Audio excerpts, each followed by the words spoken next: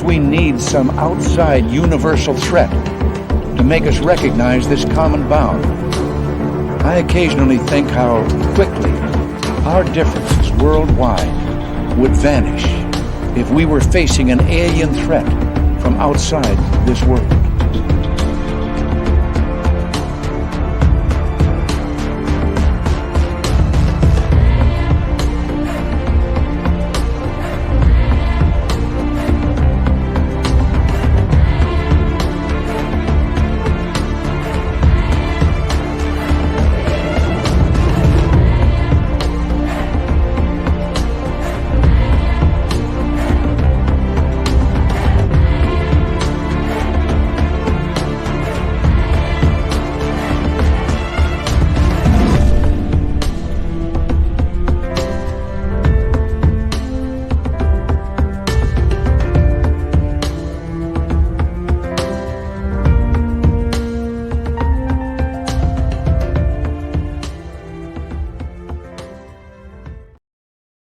Good evening and welcome to my final show of 2023 here on Spaced Out Radio.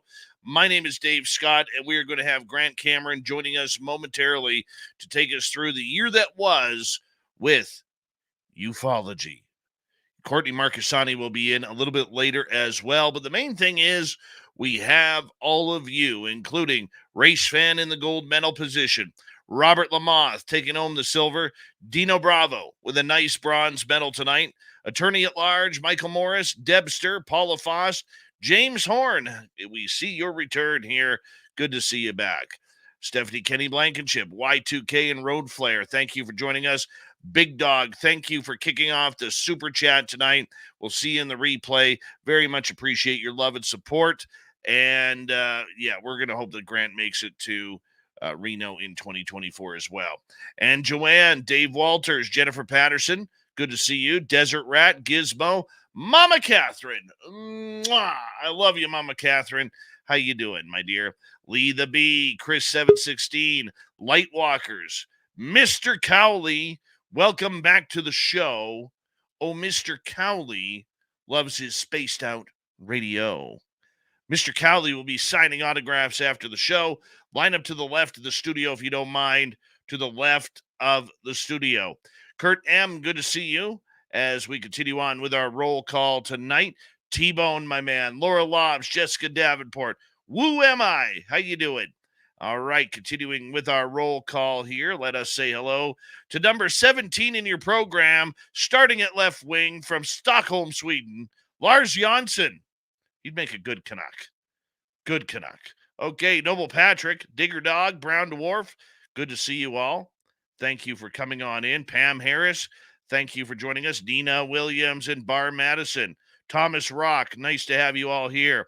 Steam Train Mark is back, letting us know in Australia we are alive tomorrow. We made it for another day. Steam Train Mark will be signing autographs after the show as well. Line up to the right of the studio, if you don't mind, to the right of the studio. Doug Shelby is here. The Doug Shelby has arrived, which means we can officially start this show. Paramarv, thank you for coming on in. Ray Finn, Dragonfly, Stephen Giles, welcome to SOR Chat. And who else do we have here? We have purple-haired Pixie Lara. She'll be in Reno, Nevada. Chris Mack, thank you for joining us. And thank you for, the beard is looking nice tonight. Very nice. You know, I'm in playoff mode right now for my Oilers, and we haven't even got halfway through the season yet. Vash the Impaler, Cliff Sy, April Cotton Dick, how are you? Good to see you again, my dear, on Vancouver Island. And who else do we have here? Glenn John McEnroe, the Pride of Wimbledon, JSCO, good to see you. Nikki in Seattle and Driftwood, good to have you here. UAP Mike, that's Cherry Pepsi Mike there. He's cracking one open, spilling it all over his piano key tie. Yep, there he is. W. Decker, how you doing, my friend? And thank you for that wonderful super chat. Very much appreciate your love and support throughout this year, my friend. And thank you so, so much. Lori Rosenfeld, how are you, my dear? And Marty Burback, Richard Elmore. And who else do we have here? American Patriot, USA. USA. There you go. Give you a few of those. Ozzy Ange and Maureen Green, thank you for joining us. Jenny White Bear, we love you. How you doing, my dear? All right, let's get the radio side started, shall we? And welcome once again to the radio side and podcast side of Spaced Out Radio tonight. It's our year in review with Grant Cameron on the field of ufology, and I have a feeling Grant is going to go off tonight. We love it when he does, and we've got him for the next couple of hours as well. And we are continuing with our roll call as Bill WD-40 joins us in the Spreaker chat to lube us up for tonight's show, because you always want to go into a show nice and smooth. Not rigid, just nice and smooth. And that's why he's lubing us up right now. All right, Brian Morgan, thank you for coming on in. Debster, thank you for that lovely super chat. Very much appreciate it. Yes, I did get your email, Deb. So thank you. I will respond to you soon. And I'm so happy you're back. I really am. All right, we got just a few more seconds here. TJ Conley, welcome to SOR chat. And reminder to all of you that you can shop at our Spaced Out Radio store. We do not have ugly swag, people.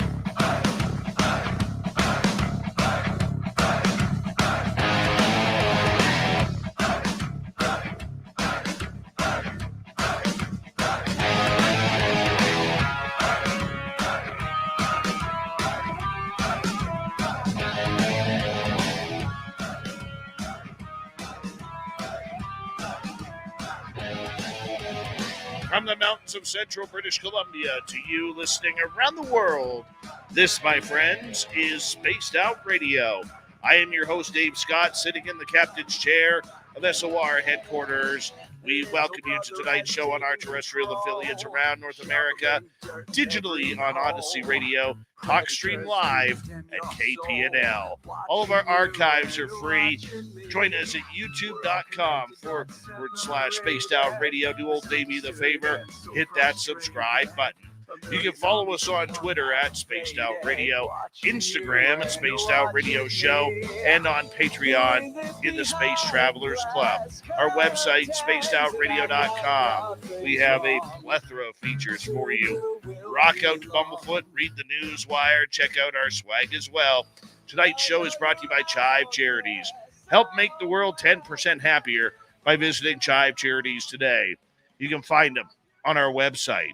A power show of ufology tonight. Grant Cameron is going to join us to break down the year that was and the year that could be in 2024, and taking a look at ufology. Courtney Marcassani will be here a little bit later in the show for the UFO report. And, of course, we got Steve Stockton from Among the Missing. It was good, it was bad, and sometimes it was ugly. That is the field of ufology these days, as we try and figure out whether or not we're heading for confirmation or disclosure of UAP, man-made objects, or UFOs that come from another world. The only person that we need to talk to about this entire subject is legendary researcher out of Winnipeg, Manitoba, Grant Cameron. He's a good Smythe Division supporter from back in the day. If you're a hockey fan, yes, because I'm an Oilers fan. He's a Winnipeg Jets fan, and we do clash when it comes on the ice. We do.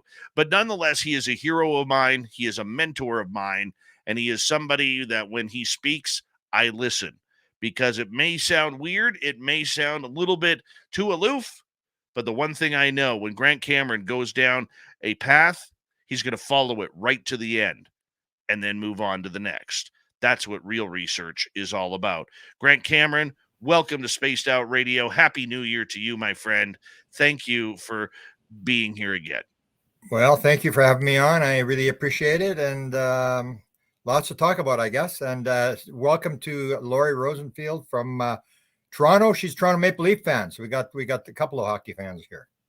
I know we do. Absolutely, we do. And, we could spend the whole time. And that's why I'm wearing my Edmonton Oilers hat tonight, because I thought you wouldn't come in a shirt and tie. I thought you'd have your Winnipeg Jets gear on. This is the NHL, man. It's like, this is not, other professional sports where the guys show up looking like they're coming off the street looking for money and hand out change. I mean, my kid played Winnipeg Junior Jets, 10, 11 years old, when they were traveling around.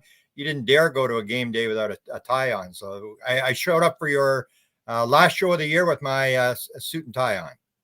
Well, I appreciate that. And, it's funny because going into this hockey season, my little guy who's 10, he had to have a suit blazer and dress pants for the hockey season. That's how serious it is up here.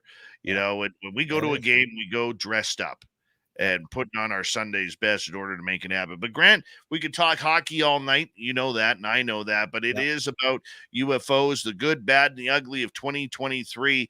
Let us start off with the good. In your opinion, what was great about this year in ufology? What was really standing out for you? Open discussion, I guess, is the main thing, where you can now talk about it without, people ridiculing, although I never got much of that. But I think for a lot of people, that was the main thing, is that it's sort of out in the open and people are talking about it. Now, the big question is to figure out what it is.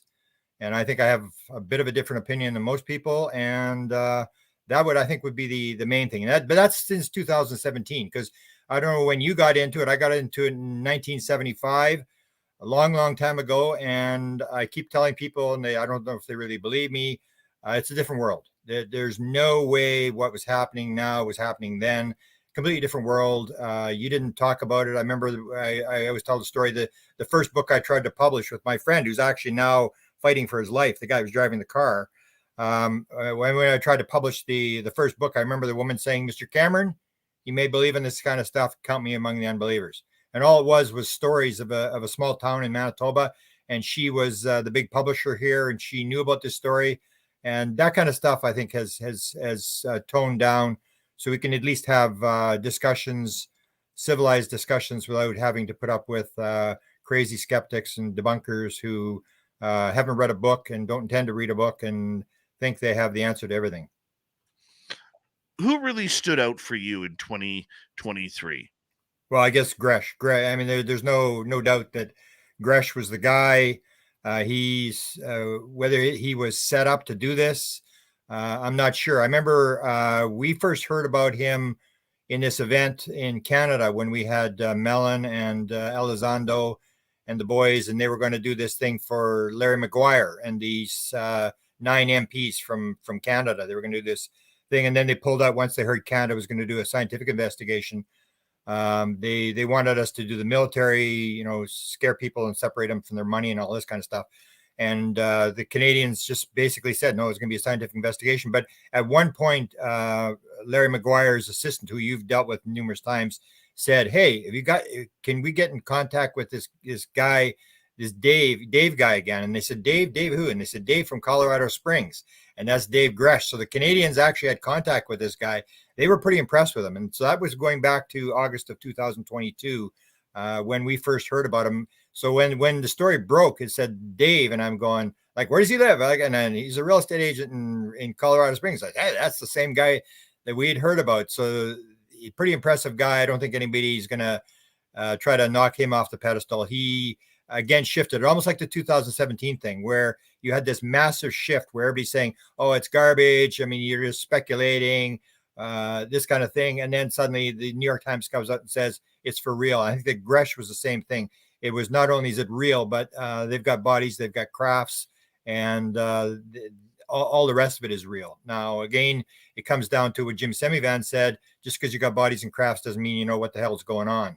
So Gresh for sure is the main guy. Do you think that David Gresh got an easy time this year, a rough time when his personal health history was doxxed?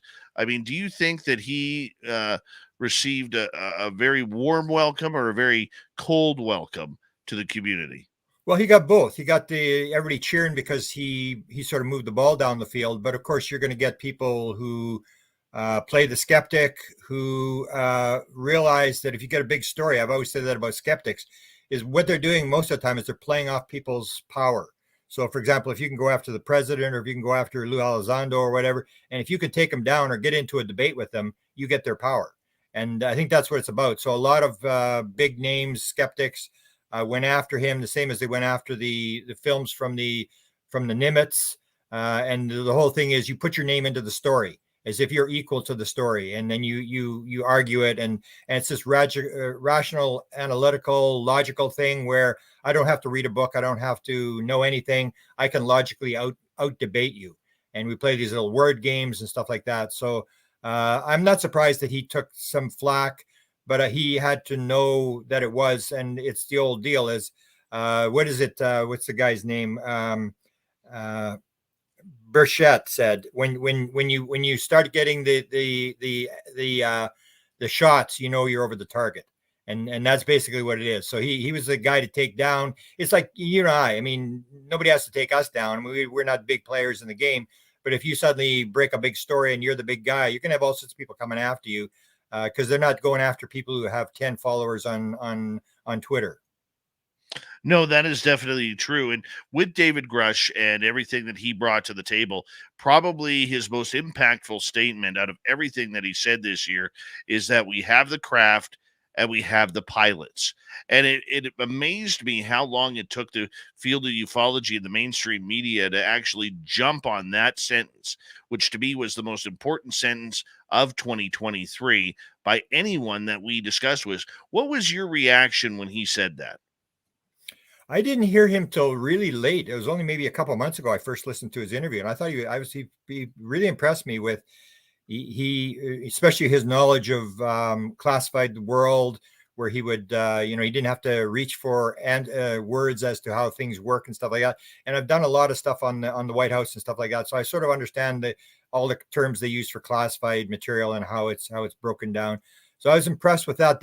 I was not that impressed with the craft thing, because as people point out, he's still having secondhand stuff. Like now this big story is the big craft. I mean, the craft that they buried. Well, that's a story John Lear told me like 30 years ago about the craft that was so big that they had to bury. So we've heard these rumors before, and it comes down to, can you actually validate what he's saying? The one that impressed me most was James Lakatsky.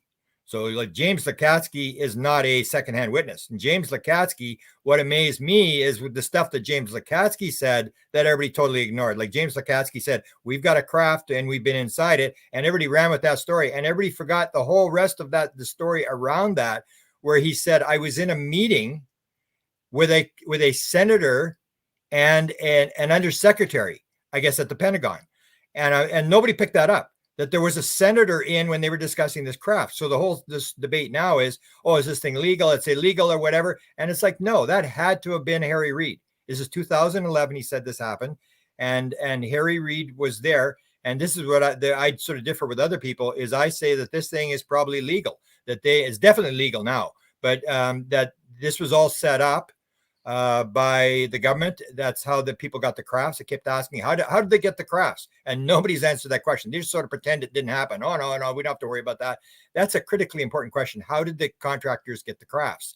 And so when you have this guy saying that they're having this discussion and there was more to the discussion, he can't talk about the rest of it, but he's a first-time witness, said, yeah, we've got a craft, we've been inside it, and there's a senator in the room when this discussion is taking place. Then you look at the Gang of Eight, and that's this whole idea that I have, is that the Gang of Eight is your head of the two heads of the Intelligence Committee, the heads of the two parties in the House and the Senate, and you have these 8 guys who are briefed on these very compartmentalized programs, where they say, we have this program, but we're not even going to tell you basically the details of it. You just know that we're running this program.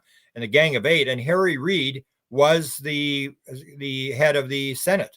So in 2011, he would have been the Gang of Eight. He would have been briefed.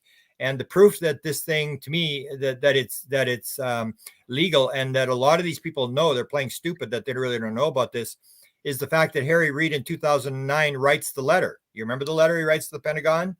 He writes to this deputy secretary at the Pentagon. And what he's trying to do is he's trying to hide OSAP. He's trying to make OSAP an unacknowledged special access program with a bigot list on it. And he doesn't get that. And then OSAP ends up being leaked. If he had gotten that through and they had approved that program, you never would have heard OSAP. You never would have heard of ATIP. It would have been still classified. And that's the whole deal, is he was doing the same thing. He was trying to put it into this WAVES special access program. And to me, that has always been my impression, is that that they have this material.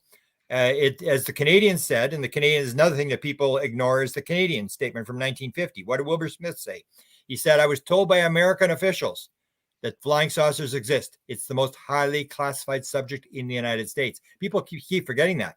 It's the most highly classified. It's going to be the deepest secret that they've got. And you have this situation where they've got all these rules and regulations to protect this. And that Reed knows the game. He's playing the game. And so Lakatsky, that interview that I heard from Lakatsky sort of validated a lot of stuff I've been saying for a long time. But this whole idea of the classification, even Walker, the first book I published was 1990 when the Bob Lazar Area 51 thing was going on. We covered that story, but we also covered Dr. Eric Walker, who was the chairman of the board of the Institute for Defense Analysis, the top military think tank in the United States.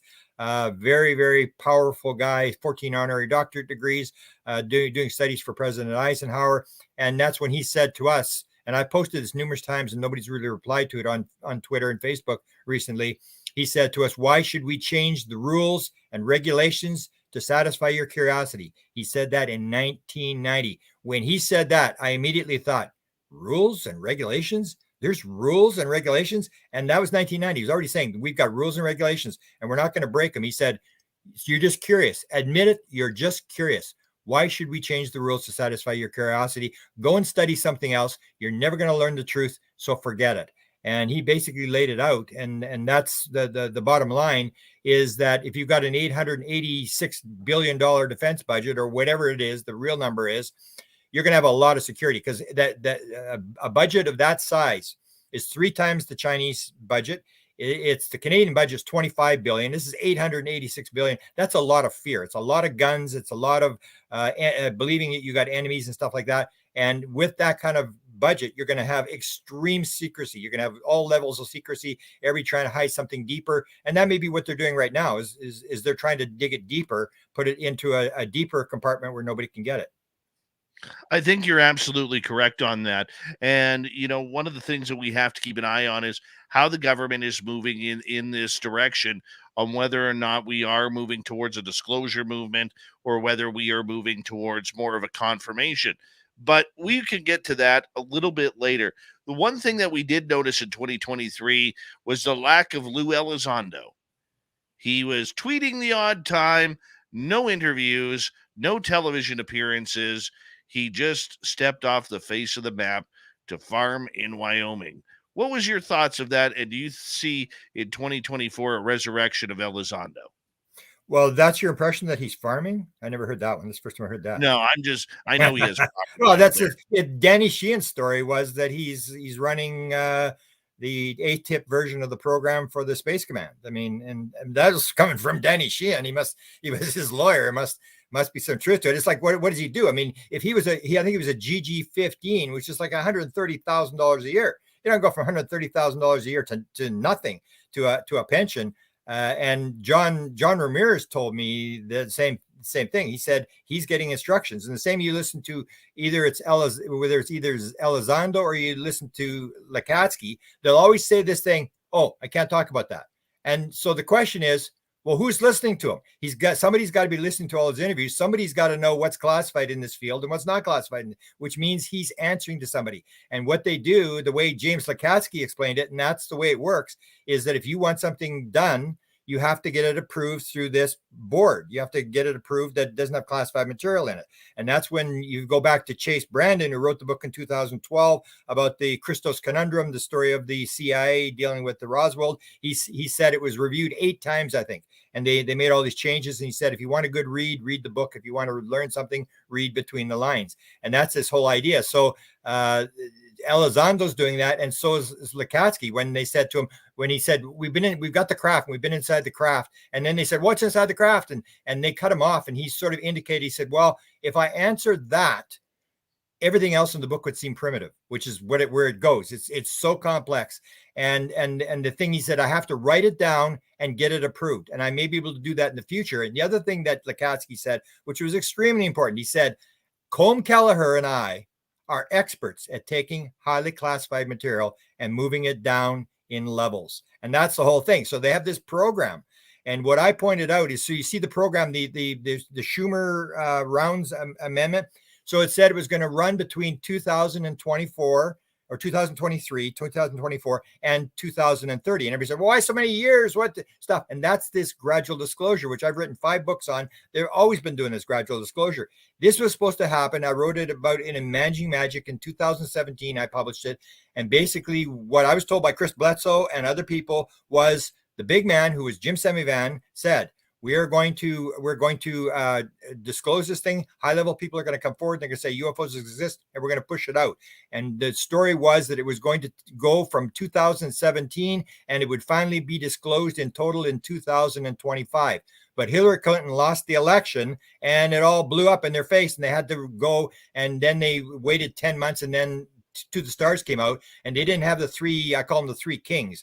Weiss from Lockheed Skunk Works, McCaslin, and McKay. Those guys weren't there anymore. They had to bring in Elizondo, like the B team, bring in Justice and all these guys who weren't the big boys. And they started again. So it's the same plan. It's a 6-year plan where they gradually disclose this stuff. And it's the same thing. It's just you run the play. It didn't work. Okay, run the play again. And this time they were going to run it before the election. So they're going to run it a year before the election rather than waiting for the election and then realizing you lost the election and the whole thing blows up. And you can see from stuff that they were doing, for example, in the Schumer amendment, it said everything after 25 years has to be declassified unless you've got an exemption from the president. Well, that's John Podesta, 1995 with Bill Clinton. They did an executive order to try to get the UFO material out. And what they said is anything over 25 years has got to be declassified. And 1 billion pages of material got declassified, but not the UFO stuff. That's how they figured they were going to get the UFO stuff out, by forcing everything after 25 years to be declassified. So you see this same program that they ran before, they're running again. And of course, this time it blew up because they were short 6 Democrats. People always on this thing about, the Black Ops or the Lockheed Skunk Works that blocked it and all this crap. No, there was 6 short on Democrats. If there had been 6 more Democrats won a seat, this Schumer amendment would have gone through with not one single word of change. The only reason it didn't go through is because Rogers and Turner ran committees and they got the House guy and they could block the bill. If they didn't control the House, it would have been sit down and shut up. You have nothing to say in this thing. And it wouldn't have mattered if Turner had gotten $5 billion from Lockheed, he still couldn't have blocked the bill. The only reason it got blocked was because a couple of guys that ran powerful committees decided that they were going to block the bill. And so that's where we are, where it got killed. And that's the bad news in 2023, is that this thing got killed way worse than I think people think. It's game over. Now it's written into law, this whole thing. 90 seconds to go. Did you like the job that Newsmax did in the States, or News Nation did in the States, regarding the UFO coverage? They came out of nowhere and all of a sudden really seemed to step up as leaders in UFO news. Yeah, they did. I don't have a TV, so I only get it, secondhand through YouTube and stuff. But yeah, they did pick up on it. You would think that all the other ones, I guess, are sort of, they don't want to take the chance. It's like we're the big networks and we don't want to, look stupid or make a mistake or whatever. Because the New York Times had a chance at some of those stories, the Gresh story, and they turned it down. Washington Post turned it down and stuff like that. So they have made the place where it's the place to go. It's the place to get the news on it. They've done a wonderful job, and it's an open discussion. It's still a little bit on the fear thing. They're still on this, evil aliens and Illuminati and evil government and all this kind of stuff. They're on that aspect, but other than that, they've got the story. They're getting the ratings, and good for them. Well, you know what? I like the fact that they are covering the story with a very, very intuitive type of play. Like, they're not playing into the government. Now, some people will say they're the TMZ of ufology that's coming up, but I would tend to expect that they are, going to continue and realize that people want to know about this, and they're going to continue playing the game when it comes to UFOs, going right through. Grant, I'm going to get you to hold on right there, because we are going to go to a break here at the bottom of the hour. 2023 year in review. The legend, Grant Cameron, is here with us tonight. going over everything that we need to know about what happened in ufology in 2023 and what to look for in 2024. We'll be right back.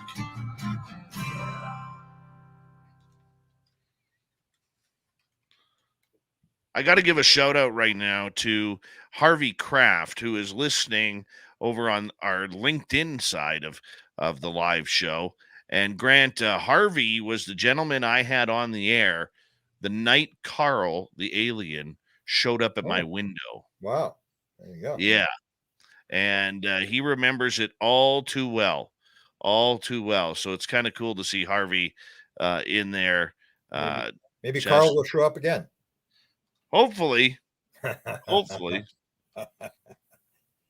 So in case you didn't, I know, Grant, you didn't hear, I told the story of what happened this summer on the show this summer where 7 of us came across, when we were doing some filming out here, 7 of us came across a UFO landing and and 1 or 2 alien grays. I never saw them. I saw the craft. 1 or 2 alien grays walking away from the craft. They were about 30 yards from us. You saw the craft, but you didn't see the. I did not see the beings. And so, how many people saw the beings?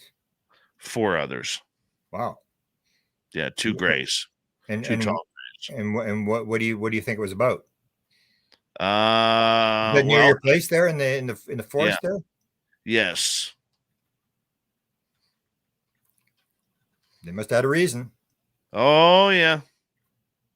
Oh yeah. They usually don't land anymore. They don't land, and you don't see the beings running around. That was the 1960s, 1970s, which is what I always point out to people, that the game has changed. There's no windows in crafts anymore, and there is orbs, and there was no crop circles before, and there was no landing traces anymore, and cattle mutilations have sort of died out to nothing, and it's just like the phenomena keeps morphing. So every time they do something like that, you sort of wonder who the message is for. And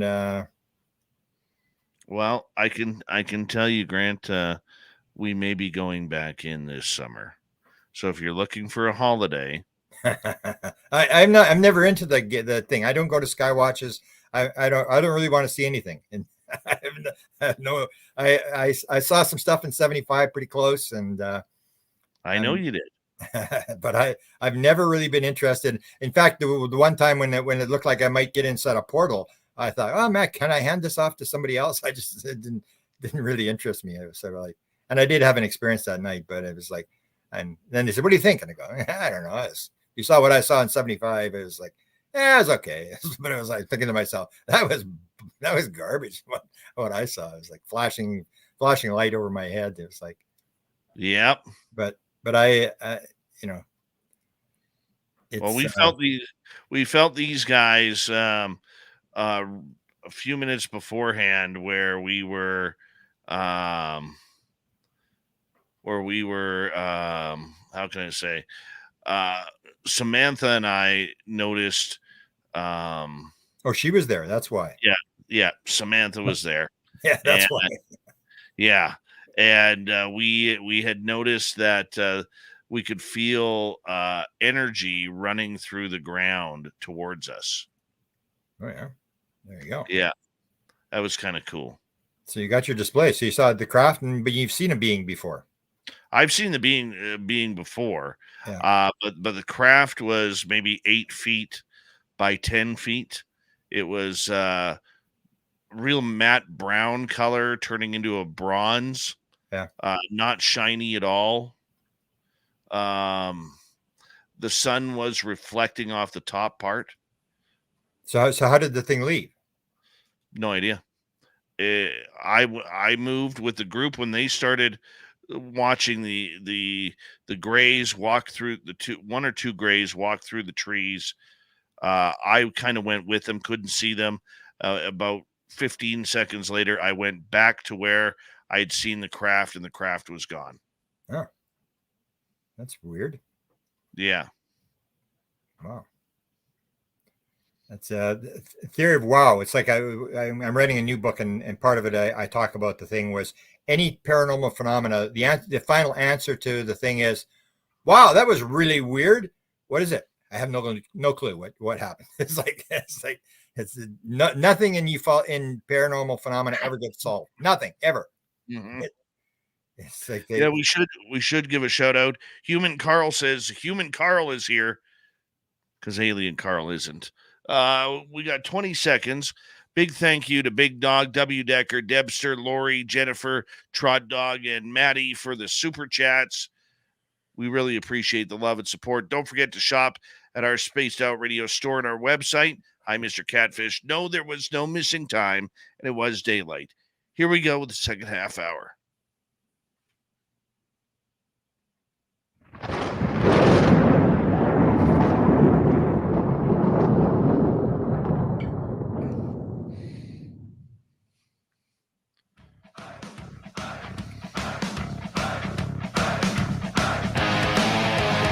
Second half hour, Spaced Out Radio is now underway. Good to have you with us. My name is Dave Scott. Very much appreciate earning your listening ears. Reminder to all of you that if you've missed portions of this show or others, check out our free archives by going to youtube.com/Spaced Out Radio. Do me the favor, hit that subscribe button. Our website, spacedoutradio.com. We have a plethora of features for you. Rock out to Bumblefoot, read the news wire, check out our swag as well. Follow us on Twitter at Spaced Out Radio, Instagram at Spaced Out Radio Show, and on Patreon in the Space Travelers Club. We continue on with the year in review with Grant Cameron tonight, looking back at 2023, the year of ufology. And we did the good in the first half hour. Now we're going to go to the bad before we get to the ugly. And Grant, thank you so much for being here. We should remind our audience you can buy any of Grant Cameron's books on Amazon to add to your library. So make sure you go do that. Nice little late Christmas present for yourself. Grant, welcome back. Well, thanks for having me back. Always, my friend. Looking back at this year, like I said, we discussed the good that has happened, a lot of the good. What did you think was the bad for you? What really stood out? Well, the bad would be that it's basically game over. I mean, it's game, set, match. I mean, you're not going to, it's been written into law, because before it was, oh, we got to figure this thing out. Do they have the contractors have it? We're going to make them produce this kind of stuff. And once it got rewritten, once the bill was blocked, the Schumer-Rounds amendment was blocked, it got rewritten. And basically then it was signed, number one, by the House. It was signed by the Senate, and it was signed by the President of the United States, which means it is now the law. And the law says you don't have to give up your eminent domain. You don't have to produce documents, just classified documents, to the archives. You don't have to tell us. You don't have to. You're free from being subpoenaed by a panel underneath the President of the United States. And basically, it's all written into law now. It's all legitimate what they've been doing, because that's basically that's the way the law works. Is you sign it, and sometimes you win, sometimes you lose. And ufology lost big time. This is now legal. The contractors. Whatever they've been doing is now legal. It's signed into law.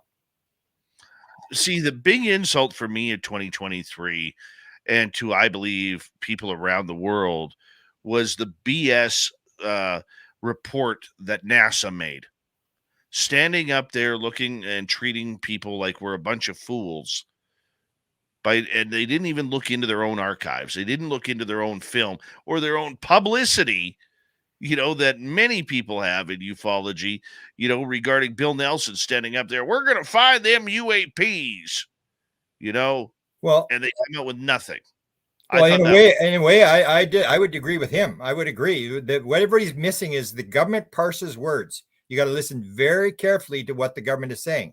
They're saying, yeah, UFOs, UAPs exist. We're going to study this. We have no evidence of extraterrestrial. The question is it extraterrestrial? The big thing I would say is, no, I don't think it is. I mean, Jacques Vallée went there 25 years ago. This is consciousness. I think it's a spiritual thing. And that's the whole thing. You see everybody making the same statement. We have no evidence of extraterrestrial intelligence. And Jim Semivan, who got the briefing, said the same thing. He said, because you got bodies and crafts does not mean you know what's going on. And Jim Semivan, who got the briefing, said, I don't think in my lifetime I'm going to know what the solution to this thing is. And that's what I think people are missing, is that they think it's like, oh, we got the whole thing. It's called presentism. Our parents were idiots. They listened to bad music and they believed all sorts of stupid things. And our grandparents were even worse. They just, I can't believe some of the crap they believed. But we've got it all figured out. And all we need to do is NASA's covering it up. The government's covering up, and we can force the last piece out. We're gonna solve this whole thing. We're gonna put it together. And I would say that they haven't got a clue. If you look at the war in Ukraine, this is World War I trench warfare. They're just lobbing shells at each other. Where's the secret technology? How come the U.S. military lost in Afghanistan against a bunch of guys driving around on donkeys? Where's the secret technology? I don't think they have secret technology. I think the problem we have is that this thing is so complex. That's what Lakatsky said. If you knew the answer to that, everything else in the book would seem primitive. And I wrote the book, Aliens, UFO Sky Pilots, where I did the whole thing about people moving, whether it's John Ramirez or a U.S. Air Force retired colonel or a 747 United Airlines pilot. All these people are ordinary people. They would say, it's inside your head. The beings would say, go inside your head. It's inside you.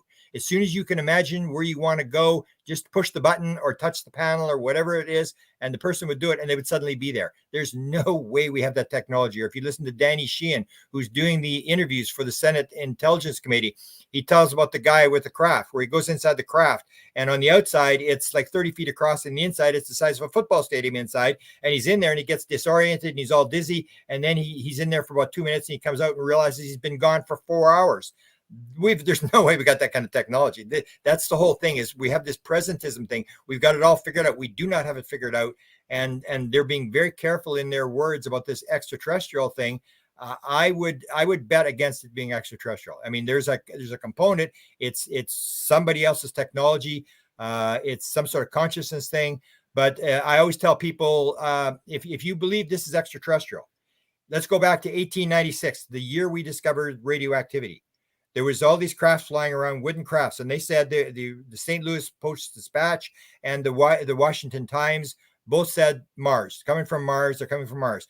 If these wooden crafts were flying around in 1896, did they actually fly wooden crafts through the solar system and come here? And are they from Mars? Are these beings from Mars?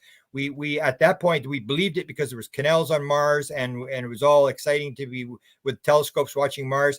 And the one that crashed, the one that they said they buried the dead alien in Texas, that one, it's the same sort of thing. It's this bizarre nature of this phenomena that people just sort of ignore. They figure it's all figured out, and we just got to get it. The craft that hit the windmill in 1897 or whatever, I always say to people, like, the thing flies across the universe and then pieces start falling off the thing. Like, come on, this is crazy. This makes no sense whatsoever. This can't be extraterrestrial. And if you look at the one in 1897, they hit the windmill, it just crashed and came in pieces, and the pilot was killed. And you read the newspaper articles, it was moving between 8 and 10 miles an hour. So you can't bend it with a sledgehammer, and you can't do all sorts of stuff. But if it hits a windmill at 8 miles an hour, it'll crash into little tiny pieces. And that's the thing is I think that's what the government is doing. If you take a look, they're not saying, no, UAPs aren't real, or we're not going to do it. They always buck on the whole thing about extraterrestrial intelligence, because how do you know? If you've got a body and you got a craft, it's not. And I've posted, just today, I posted 3 different postings on Facebook and Twitter on this whole thing. One was from my friend Yossi Ronan, who said, the beings told him, when we come into your world, we take on a body. We don't need a body. We can take on what we need to work in your thing. You can do the same thing. You don't realize it. Or Sherry Wild, who asked, are you actually an extraterrestrial? And he said, well, no, that would not best describe who I am. And I'm an etheric being. And tonight I got the final piece was I found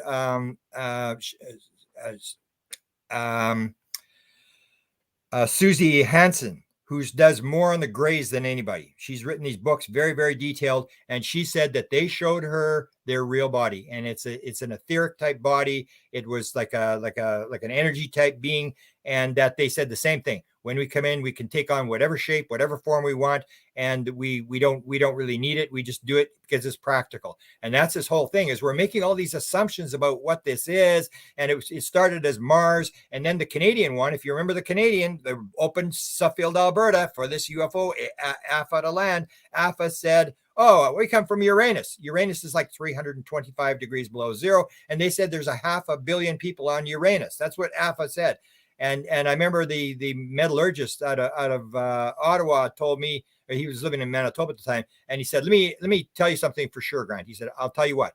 At no time did we ever believe that guy was from Uranus. I don't care what he was saying. And that's the whole thing. So it was Uranus, and then suddenly everybody realized, oh, it can't be from Venus. It's like 600 degrees above, and Uranus is 325 degrees below zero, and it can't be. So then it was suddenly like Betty Hill got this star map, and I don't recall any alien saying he's from Zeta Reticuli. He showed them the star map, and they made the star map and determined this double star was Zeta Reticuli. And then suddenly it's like Zeta Reticuli, and it was from the Pleiades and whatever. And then suddenly we start talking about multi-dimensional universes, and suddenly they're from the 5th dimension, the 6th dimension, the 9th dimension, the 12th dimension, and they just keep changing. And that's what Semivan said.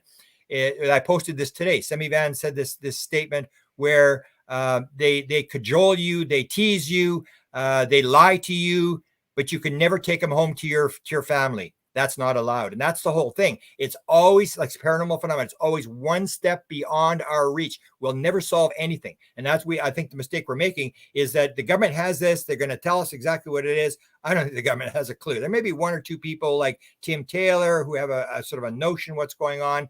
But I think that we're making this mistake of always tying the ET thing and believing that they're lying. You got to remember that NASA, if you take a look, they've made a big move. I said, there's no way that they would make the move. The National Aeronautics and Space Administration would make a move to do this unless they had an okay from the President of the United States. That was green-lighted. If you remember back to the Carter days, Carter went to sent his science advisor to NASA to get another Blue Book thing started, and he had cut their budget. And so the CIA wrote the letter to NASA and said, don't even think about starting a new investigation. So that's what they said to the president. We really don't have the funding to do this. If you've got any metal, we'll take a look at the metal and we'll analyze the metal, but we can't look at all these UFO sightings. And they killed it because they didn't want to have this thing in their backyard. They knew what had happened to the US Air Force. And that's the thing I think that we've got to keep in mind, is that when they make these moves, everybody's doing this analysis thing, and they're going to analyze it. But the ET thing, I think, is still out there. There's no confirmed evidence as to where this phenomenon is from. And you start seeing these high level guys, and they're all basically saying the same thing, especially here, Jim Semivan. I mean, he said, people say, we just got to connect the dots. He said, I'm not sure there's any dots to connect.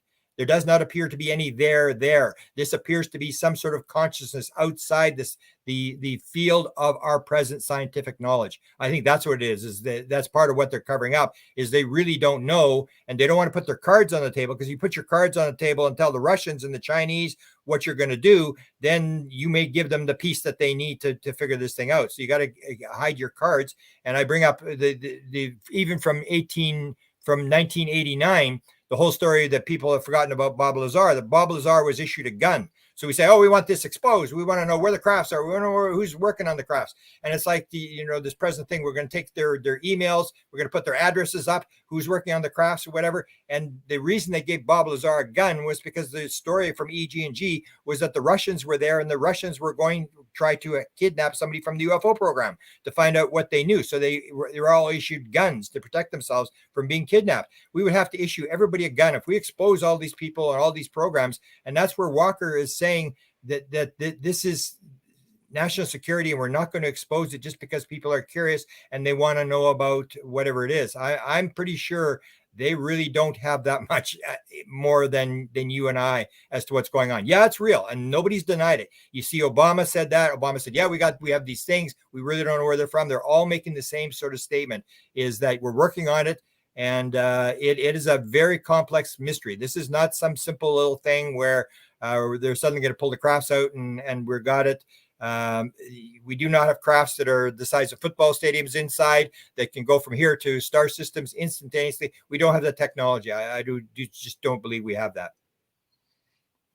Looking at the bad side of everything this year, there was a lot of scorning going on around, the whole Tim Burchett, Anna Luna congressional hearings, where they kept using the word transparency, but still wanting to put everything behind the scenes and behind the walls of transparency. What did you think about that? Well, I don't know if I followed that whole thing. Burchett, I mean, he was open in terms of the way he wanted, but he's big into conspiracy. So he ties everything into this conspiracy that, all this kind of stuff. And I don't think that's what the main issue is. The main issue Walker told us back in 1990 was this thing about a classification, that there are reasons for classification. And that if this is the most highly classified secret and you expose it, as Burchett just says, put it all out. And he didn't really understand what he was talking about. He could just get some clicks off of attacking the government. And so he would say, put it all on the table. But all he wanted was UFO sightings. And that's not going to really get you anywhere, because that's one of the things that James Lukatsky pointed out, which was one of the significant things in that interview. He said, we have 200,000 reports in the OSAP database, and every single sighting was different. And nobody's repeated that. I mean, it's like, pretend I'm not listening. No, I'm not. That is pretty significant. And then when I went back and looked at my data from the Sky Pilot people, I have 36 or 37, 40 Sky Pilots who claim they've flown the craft. And suddenly I realized it's the same thing. It's a basic principle. They go on the craft, they're put on the craft, and there's a being behind them, which appears to me to be a spirit guide in behind them, telling them what to do. And they touch the panel, or they touch. Chris Bledsoe touches this beehive. One woman touches a ball. One woman pushes a button. Nobody's doing the same thing. There's no two stories that are identical. There's a common front. The craft is alive. You touch the craft. You come on with the craft, whatever you think is what the craft does. But everybody touches a different thing. And I said, what's the chances that every single one is different? And that's what I say with aliens. When you start comparing, you take Betty Hill's gray, you take it and put it beside Whitley Strieber's gray, and you take it and put it beside Betty Andreassen's gray. They're not even close. They don't even look the same. And that's this thing that we believe, this idea that everything, that you have these patterns, and we're looking for these patterns. And when you take it, every single leaf on a tree is different. They may look the same. They're all different. Every snowflake is different. Every single person is different. Even identical biological kids have different fingerprints. They have different hair patterns, and uniqueness is the principle. So when I heard Lukatsky say all UFO sightings are different, then it's like, well, throw everything out. All this data stuff, you got to go to something beyond the data in terms of trying to figure out what this is, because you by counting the green ones and the red ones and slow ones and fast ones, it's not going to get you anywhere. And there's always been these reports over the years already that the craft can morph, it can change shape, it can do whatever it wants. People inside the craft talking about a being just putting his hand and a book coming out of the wall and just going, and the craft gets bigger, and they're able to add stuff just by their thought. There's no way we have this kind of technology. It's way beyond everything we've got. And the guys that are at the bottom end are either designing that they want to make our bombs that we drop on civilians more efficient, or we're going to get a patent. A lot of it, I think, is going to be people holding back to get patents. They realize, because I told the story about Tim Taylor and the invention that he got, the medical invention. He sold it for big money. There's a lot of money in this whole thing. And even, I think it was maybe in Lukatsky talked about the fact that the biological stuff, that there's massive numbers of patents on this biological stuff, that everybody's trying to corner the market on this thing to make money out of this thing. And that's what it's basically about. It's about weapons, developing weapons, shooting down Santa's sleigh, or it's about making money from the technology. And the bottom line to me is always going to be the thing about what are they actually doing here? What's actually really going on here? And the fact that they are in control, and that's what, when John Alexander, who's now come forward, he called my Managing Magic book a compendium of rumors. And yeah, it was a compendium of rumors. And now he's come forward and said, oh yeah, some of this stuff is real. And it's like, yeah, okay, now the rumors aren't rumors anymore. They're real. And he, at one point, Jim Semivan had told him, this is real. The government's running a program. It's real. And John said, I don't know. Who's running the program? And then Jim Semivan said, they are. And that's what people are forgetting. This phenomena is running the cover up. The disclosure is happening because of them.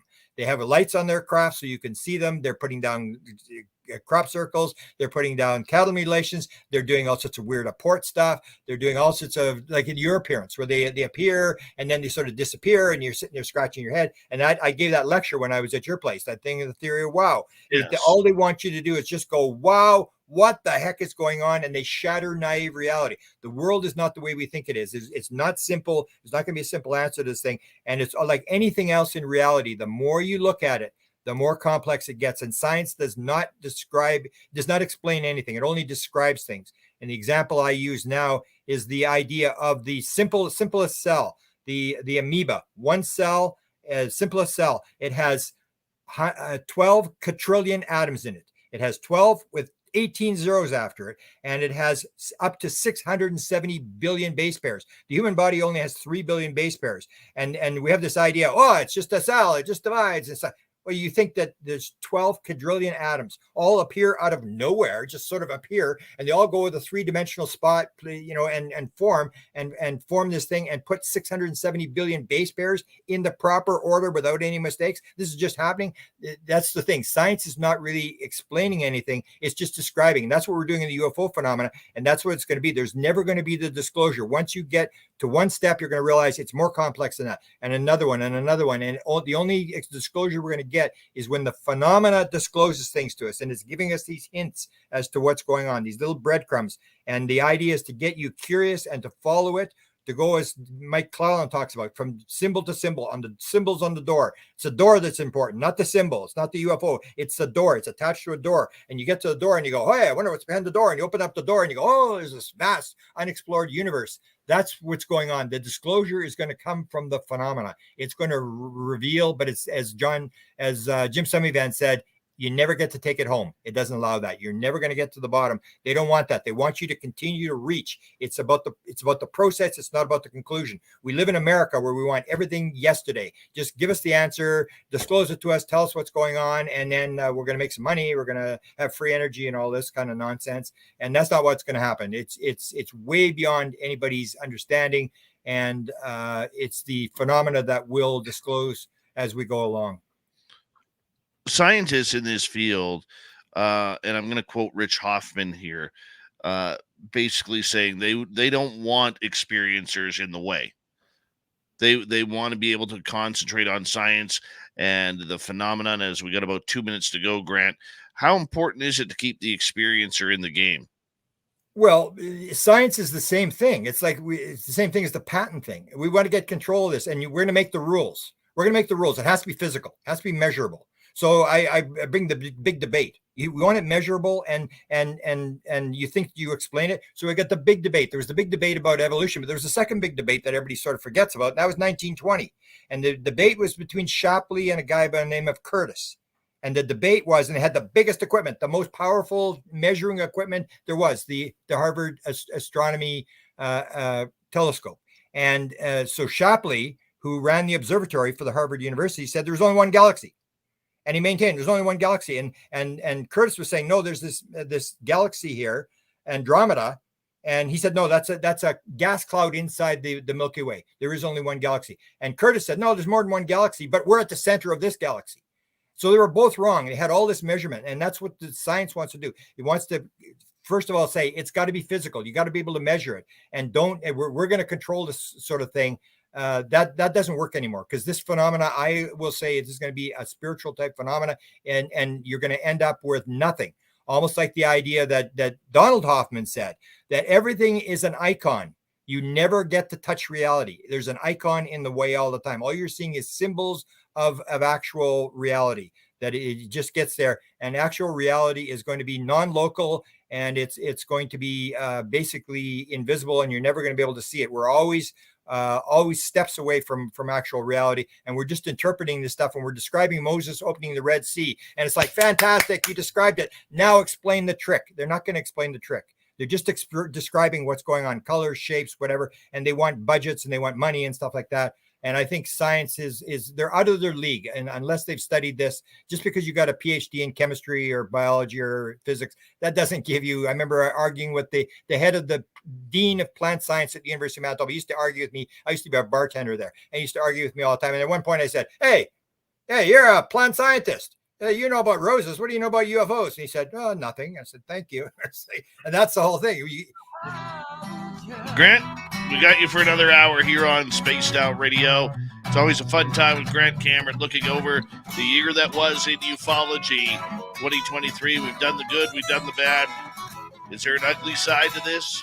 We'll find out next, and we will take audience questions coming up in the next hour of Spaced Out Radio.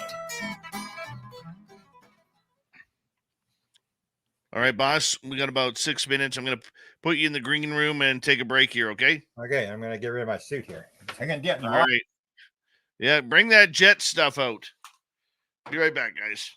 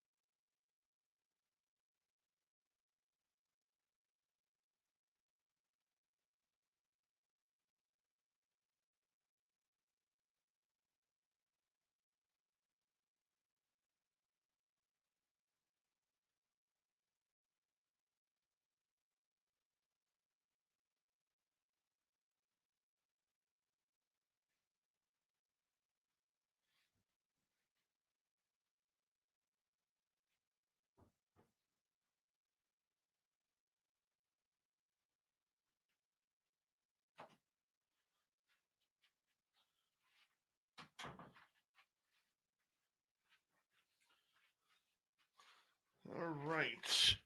I'm back. Sovereign Farts, how you doing? Good to see you.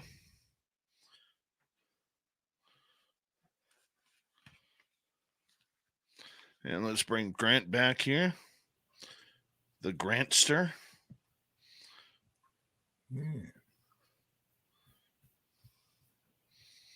You like my hat, don't you? Yeah. Easy does it. How you doing? Android Paranormal, welcome. Zenzabil, DB Nobody, how you guys doing?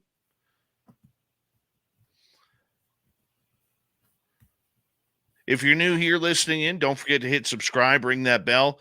We are here 7 days a week for your listening entertainment. Gizmo, how you doing, man? Yes, Grant and Steve Bassett have talked many a time. Many a time. We're going to do a book together. Derek Galloway, how's it going, man? Time Travel 82, welcome to SOR Chat. Thank you for joining us and hitting subscribe. We appreciate that.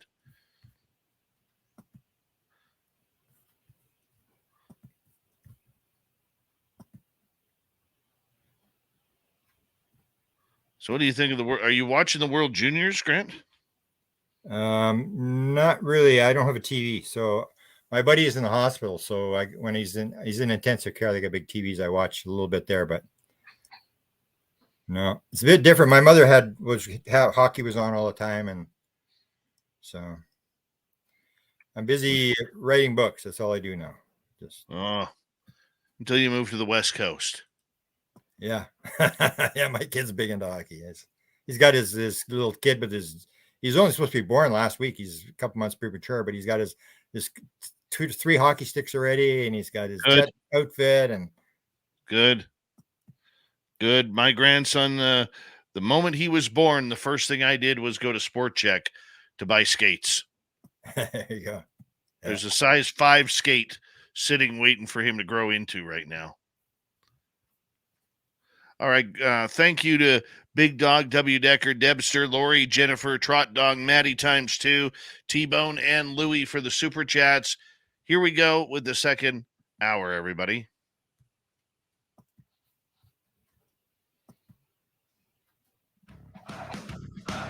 You're listening to Spaced Out Radio with Dave Scott. Follow Dave on Twitter at Spaced Out Radio and on Facebook, Spaced Out Radio Show. Here we go with the second hour of Spaced Out Radio tonight. My name is Dave Scott. Always appreciate earning your listening ears wherever you are on this beautiful planet we call Earth. Hello to everyone listening in on our terrestrial affiliates around North America, digitally on Odyssey Radio, TalkStream Live, and KPNL. All of our archives are free.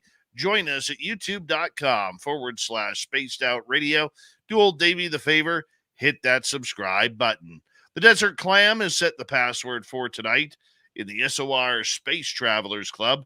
Basemain. Basemain is your password. Use it wisely, Space Travelers, as the Clam sets the password each and every night right here on Spaced Out Radio. Our website, spacedoutradio.com. We have a plethora of features for you. Rock out to Bumblefoot, read the news wire, check out our swag as well. Follow us on Twitter at Spaced Out Radio, Instagram at Spaced Out Radio Show, and you can join us on Patreon in the Space Travelers Club.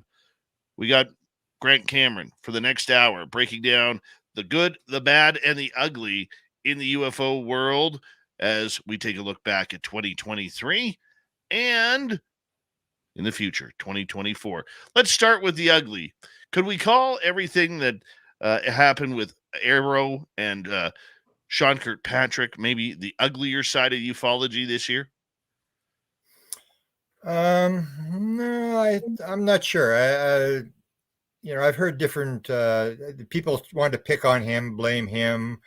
I'm not sure I go along with that. I really don't have a strong opinion, but that basically is the problem is the same thing as the way this thing is now law, that unless the Democrats get control of the House, the Senate, and the White House, you're never going to get disclosure because it's always going to be blocked. Is that Arrow? The problem with Arrow was they had no authority. They had no authority to tell, and it's like you go to the CIA and they tell you, go in your hat. That's what they had the same thing with the Clinton thing, where Scott Jones told that story of going to different agencies and trying to get material, and they would just tell you to absolutely get lost. You have no authority to tell us what to do. So if you have everybody at the same level, that's what Gresh said, which was very significant. When Gresh said, if the House can't get their act together, then we need a presidential decree, because the president is the only one that can actually lay down the law, and everybody has to do what they're told, and they have to give up the goods. But Arrow, the basic problem with Arrow is they didn't have any power. They were sitting there, as who described it? Maybe it was Danny Sheehan. They were sitting there waiting for someone to volunteer to come and tell them a story. And when they realized that these guys couldn't do anything, then nobody wanted to go to them anymore, and nobody trusted them. So that was the basic, I think, the problem with Arrow is you need an executive. I said they should have had an executive order, but then when I saw the signing of the bill by Biden, even Biden went to this thing about, I'm the president of the United States, I'm in charge of national security, and there's some very highly classified material in here, and he's playing the same game. It's sort of like, we're not going to release this classified material, and that would be the argument that would be made by, I heard the Secretary of Defense was against this, that he didn't want this stuff disclosed either. And it all comes down to this idea, we're going to build bigger and badder weapons.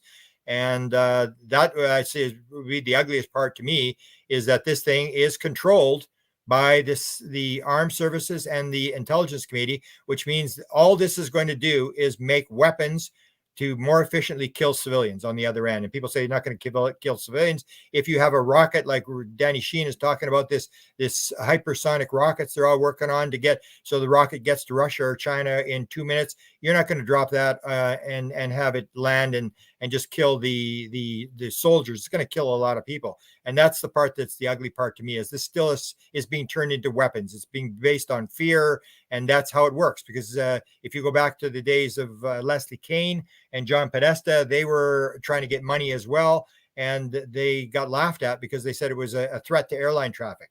And everybody went, come on, get out of here. And it's like, don't let the door hit you on the way out. And so they had to up the ante. So then they're saying, these aliens, and we can't shoot them down. And, they're a threat, and they're a potential threat and stuff like that, even though they haven't dropped an atomic bomb like we did, or firebomb cities and cremated almost 1 million people at 1,500 degrees and stuff like that. That's the way you separate people from their money. And if you look at what I did a thing, sort of exploded on me with Ron Pandolfi, was the big CIA guy that was supposedly the guy that dealt with for CIA, dealt with the people, UFO people in the field. He called them, his job was to deal with the loons. Even he had this thing, loons, crooks, and worse. And he's been saying it since 1991. And that's when I started to think, I think I know what he's talking about now. And that's this whole idea, is everybody thinks the guy anti-gravity. Oh, we got this thing, we got the anti-gravity, we got it all figured out and stuff like that. Even though Lukatsky says there's no engine in the thing, there's no fuel tank, there's nothing. And I refer to the experiment where Hal Puthoff, one of the key guys, Kit Green, one of the key guys, and Brandon Fugel, who owns Skinwalker Ranch, were all involved in this thing with Firmage, with the bouncing box. The bouncing box story where they had the thing on the table, and they got these gyros going, opposite gyros going, and they spent millions and millions.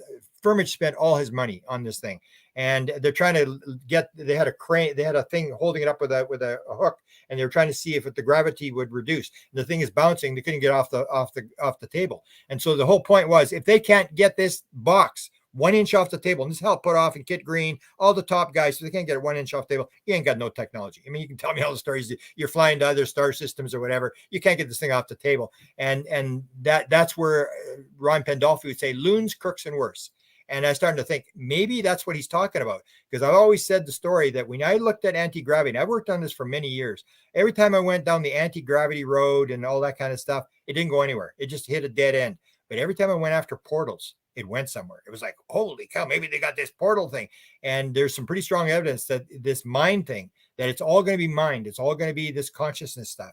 And that all this idea that we're going to build this technology is to go to the Congress and the Senate, where there's an $886 billion defense budget. If you want some money, that's where you go. Because Ron Pandolfi said they used to go after the billionaires, and he mentioned Church's Chicken. I don't know, it's an American franchise or whatever. He said they went after him, and when they ran out of billionaires, then they decided they had to go somewhere else, and then went after Congress because they were going for money. So it's the thing, oh, we're on the leading edge. We got one step away. We're going to have anti-gravity, and these things are going to eat us if we don't do something. And they say, how much money do you need? And everybody walks out with a suitcase full of money. And that's the really bad part to me, is that if you're saying, well, we're interested in technology, we're interested in free energy, whatever. Well, where's the Science and Technology Committee? Why haven't they been briefed? Why aren't they doing stuff? It isn't. It's the armed services, the weapons guys, and intelligence. That's this whole thing. That's the part that scares me, is that this whole thing has been hijacked by these bandits that are doing the military thing again. And that's where we had the fight with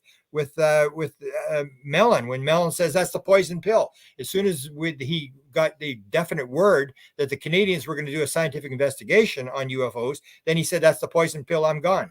And it was like the whole idea. We're not going to do scientific investigation. We're not interested in what's going on. We just want to have a weapon. We want to build weapons. We want to use this against our enemy, and our enemy be used against us. And it's this whole fear thing, and we're down the rabbit hole. And all we're going to do is develop a weapon, like say if we develop this one that Danny Sheen is rumored to be talking about, that Radiance is working on, 20,000 mile an hour weapon. It's going to give us global dominance for maybe 1 year, 2 years, and then the Iranians are going to crack the code, and they're going to recover one of these things and back engineer it, and suddenly they've got it, and they can send a missile to the United States in under 2 minutes, and there's nothing you can do to stop it. This is craziness. It's just this new weapon, and it only gives you dominance for like another year or another 2 years, and then the other side gets that weapon, and we're just getting bigger and more dangerous weapons, and it's the crazy guys are running the show. Well, if the crazy ones are running the show, do we know any names? Do we know where this is going? Well, it would be the black ops. It's all, I say, that's where I say it was all legal. That's where I say, how did they get the crafts? Somebody gave them the crafts. They didn't, because I posted the NASA document from 1962. If you go back, there was back in the 80s, we were always arguing about the moon dust documents that Clifford Stone had recovered. These documents to talk about the American military and State Department and people recovering material from outer space. And the document says very clearly that anything that falls on the United States of America, eminent domain, belongs to NASA. And they do the analysis. They control everything. So it went from 1962, from the National Aeronautics and Space Administration being in charge of everything that fell, to suddenly the contractors have got it. Somebody gave them and there had to be a deal. If you listen to Jim Semivan or a lot of these guys, they say you can't do anything in the government without a lawyer. You have to prove everything. It's like total lawyers everywhere. So there had to be some sort of deal. And I think the deal was made after Blue Book shut down. The rumor we always heard years ago was that it was Nixon who turned it over to because it would get away from the FOIA Act. You wouldn't have to, the contractors wouldn't have to file FOIA, and they are the experts. It's like the plant science guy. Because you're a guy inside the government, it doesn't mean you know anything about UFOs. You got to go to someone that's an expert, and that's not a physicist. That's not a chemist. That's somebody who's in aerospace. So they put it to the aerospace companies, and there would have been a deal. And if you go back, I even found it. I was going to do a podcast. I haven't done it yet, but I got Giuliano Maronkovic. I don't know if you ever deal with him. The guy's an absolute genius in terms of finding anything. I said, Giuliano, there's an audio, and I'm pretty sure it was 2016. Tom DeLonge does an interview with George Knapp, and he talks about how they got the crafts and how the crafts are how this operates. And he found it. It took him like 3 days, but he found it. He sent it to me, and sure enough, Tom DeLonge tells the whole story about how they do it, how these bankers come in, and the government doesn't own the crafts. The contractors don't own the crafts. Nobody really owns the crafts, and there's bankers putting money. And he explains this whole thing about how they did it. So it was very carefully planned how to do it. And that's what I say is they've got approval. There's no way. And the proof of it is the Reed letter, where Reed sends the letter, and he's doing that same thing. He's trying to hide the OSAP program in the black world where nobody will find it. So that's the way it works. I think it's clear that they have rules and regulations. They're very, very restricted. And that's what Lakatsky said. Lakatsky ran the OSAP program. He said, I disagree with everybody. I did not see anything illegal, but I did see very highly classified procedures. And that's what it is you can build levels and levels and levels below levels and levels where nobody has that, the bigot list gets smaller and smaller, and everybody's, but they're playing, it's a military mind. It's like, the guys working for us are bad guys, and the Chinese are bad guys, everybody's bad guys, and we've got to protect it from everybody. And that, I think, is basically the bottom line, is that they got these crafts, they got rules on these crafts of how it works. And then Gresh comes forward and announces this, and people believe it, and then they start putting pressure, and then it all falls apart because they put the cards on the table, and it actually gets written into law. Before, it wasn't written into law, and now it's written into law that says they have eminent domain. They don't have to produce anything, and they can do whatever they want, and they're being protected by national security, which is this big thing. And what Walker talked about, you don't have a need to know.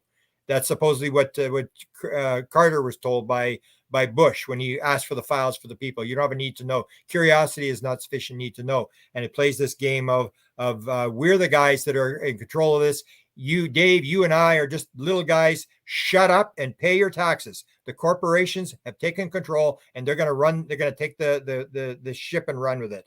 And that's basically what it's come down to. And we have now a situation where the corporations are running the show, and there's nothing, I don't think anybody can do about it except for an executive order from the president. But he's bought into this as well, of indicating that it's national security, and he's going to protect national security, because everybody's playing the fear game. It's like, if we don't, the Russians are going to get it. And it's just, all these fear things that take over and part people from their money. Big debate going into this year. We saw it earlier in the year. It seems to be more prevalent now. More people turning away from the UAP acronym, going back to UFOs. Okay, people starting to realize that UAP really is a cover-up for human technology that we just don't know about yet. Where do you stand on that? Well, that's it's the old thing. That's the old game. It's not the first time they did it. In 1952, Ruppelt changed the name from flying saucers and flying discs to UFOs. And the reason you do it is because flying saucer indicates what you're talking about. It's that thing Dave saw with the gray aliens coming out of it. That's a flying saucer. Dave saw a flying saucer. UFOs, it's like, oh, flying saucer, UFO, that could be anything. And it's you're playing this game, and that's what I'm saying. You got to watch very carefully what the government is doing. They're parsing words. So when they don't use the word extraterrestrial and say we don't have any extraterrestrial evidence, they're actually being very careful about what they're saying, how they're wording it. And that's when they had the whole thing with the unidentified aerial phenomena. Then they changed it again to unidentified anomalous phenomena. And the reason they did that was because they got the Air Force said, we're not going to give you anything that comes from outer space, because that's aerial. Outer space isn't aerial. We don't have to give you that stuff. And the Navy said, we don't have to give you anything under the water, because that's not aerial. And they're playing it's a word game. Everybody's playing the word game. So there's all these things, and they keep changing the acronym, but they're moving it away from, instead of calling it flying saucers, you call it anything you want. Just give it a name. And that's what science does. That's why I have so many disputes about science. Is what science does in terms of things that they can't explain, is you just give it a name. You say, oh, it's just a placebo. Don't worry about it. It's just a placebo. It's just a spontaneous remission. It's like, who the hell is that? It's like, just make a name, give it a name, and make it go away. And that's what they're doing. They're giving these names. They're putting names on stuff, and they almost like any sort of profession will do the same thing. If you listen to a dentist when he's talking about inside your mouth, you have no idea what he's talking about. Every tooth has got a particular name to it and stuff like this, and positions and stuff like that. And you do it because it creates this environment where nobody can replace you. You have to know the language, and you create the language. And that's what they're doing. They're playing these word games. And so you go back to UFO, they should go back to flying saucer and flying disc. Then they'd be more accurate. But that implies what it actually is. And that's not what they want. They want it to be nebulous. It can be anything in the world. And we're not afraid to talk about it. We don't have to worry about what we're saying. But if you're using flying saucers and flying discs, then everybody seems to know what it is, and you get in trouble using those kind of words. Same as ET. I mean, you could say non-human intelligence. We're playing that game. Oh, it's non-human intelligence, and we're getting away because we don't want to use the word ET. So they call it non-human intelligence, or and even off-world, they don't want to use that because that indicates that it's extraterrestrial. So there's always these word games being played, and government's really good at that, and that's what John Ramirez talked about, and a lot of these high-level officials have said, is listen carefully to what they're saying. They're parsing words. You can't just take the statement and just sort of go with, it's a cover-up and it's the Illuminati or whatever. They're very carefully wording what they're putting out so that they don't get caught in a bind. 5 minutes to go here before we got to go to break at the bottom of the hour. Grant Cameron is our guest tonight on Spaced Out Radio. Grant, looking to 2024, what do you see moving forward? Do you see a step closer to disclosure? We keep hearing from Grush that he is going to have more words in January. Lou Elizondo going on Twitter saying that there's a lot more doors to open in 2024 that's going to blow people's minds. We've heard it all before. What do you see happening? What's your prediction? I don't think the ultimate thing, I think they've lost the ultimate battle with the contractors, but in terms of whistleblowers and, for example, Lou Elizondo is talking about this, something's going to happen between spring and summer. And it sounded, I thought it was going to be some sort of presidential announcement or something like that, because it can't be a whistleblower. Someone said, "Oh, it's going to be," and you wouldn't give a specific date for that, for a whistleblower to come forward or whatever. He said that, and then I heard John Ramirez talking about it. So I went to John Ramirez and said, "Hey, you hearing the same thing?" And he said, "Yeah, I'm hearing the same thing." And neither of them is saying what it is. So whatever that is, could be big, whether they're going to tie it into the election or what they're going to do. I'm pretty optimistic about what may be behind that, and more stuff's going to come out. That's where people, it's the Western world. We want everything, we want it yesterday, and people get all upset, like, "Oh, we didn't get disclosure, they didn't give us the whole thing," and it's like, grow up already. I mean, it's like little kids, crying in a shopping cart because they can't get a chocolate bar. It's like, Lou Elizondo even said, "Go get a hobby for 5 years." This is a process. This is not something you drop that we're going to do disclosure. It's a process where it's done gradually, and it's the process of learning and going through the whole thing. So I think that we're going to make more headway. In fact, because 1975 I started, and then in 2017 was the big break when the New York Times posted, and that changed everything. Because until between those 2 years, that nothing was happening. And people would say to me, "Oh, they're going to disclose." And I would go, "Give your head a shake. There's no way they're going to disclose." I was absolutely shocked when the New York Times came out and made that statement, where they suddenly admitted it. And then the government came out and said, "Yeah, it's real. Yeah, we are studying this sort of stuff." And then everything started going downhill pretty fast. So it's moving faster and faster as we go along. I would expect a lot more interesting developments. I'm hoping they're going to go to the idea of the experiencer, which is Danny Sheen even said that when he was talking to the contractors, they said, "Please keep that off the table." Nobody wants to go there, because that's when you start getting into the consciousness stuff. That's when you start getting into the stuff that's not weapon type stuff, where you start to figure out what's actually going on. And you asked about the experiencers. I've always maintained, Penn Dolphy made it. I actually went back to Dan Smith with this statement. I said, "Did Penn Dolphy actually write this?" And it was a statement that said, "Because we cannot control the phenomena, we watch those that are affected by the phenomena. Lights in the sky produce almost no meaningful information." And it went on. It was this statement, and supposedly it was written by him. And he said right from the word go, 1991, when he first talked to Dan Smith, he said, "We have a phenomenology problem. It's not a UFO problem." That's why I called the book Managing Magic. It's not UFOs. It's the whole paranormal phenomenon. It's all connected. And the next book I'm going to write is going to tie these things. You're going to see they're all tied together. Orbs are happening in this field, that field, and UFOs and mediums and psychics and all this kind of stuff. It's happening all over the place. And that's the where I would like it to go. But what you get is a situation where you have everybody's in their little box. So you get IONS. The IONS Institute will not touch UFOs. You know that, eh? They will not. Nope. They're doing paranormal phenomena, but we're not touching UFOs because we're going to lose all our funding. The people are funding us, so everybody gets in these little boxes. And you have the what's the other one? I've got them written down here. The documentary people. People don't realize this until you look really closely. The guys that do the big UFO documentaries will never use experiencers. And one of them was actually confronted and said, "Can't go there." And it's the whole thing. We can do sightings, we can do crashes, we can do military engagements, but don't talk about experiencer type stuff. So everybody's trying to keep the experiencer stuff off the table. And I think that's where we got to go. And I think that's where everything's going to change. And you're going to realize these beings are, when I talked to the beings in Great Britain, that's what I said to them, this bizarre statement where they wanted me interviewed. And I'm talking to this channel person with these beings. And I said, so are you actually an extraterrestrial? Because that's the obvious question. It's like, are you an extraterrestrial? And they said, would you like us to be an extraterrestrial? We could do that if you want. We could even take you to our planet. But no, we're not extraterrestrials. We've always been here. You're the visitor.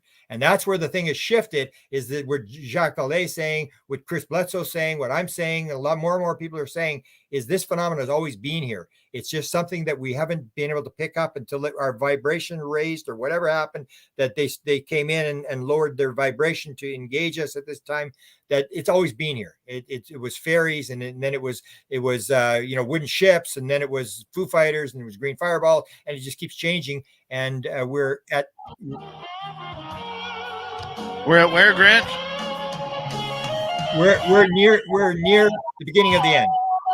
The beginning of the end, as we got Grant Cameron for another 30 minutes here on Spaced Out Radio, a year in review of ufology with one of the best. Stay tuned. We continue right after this.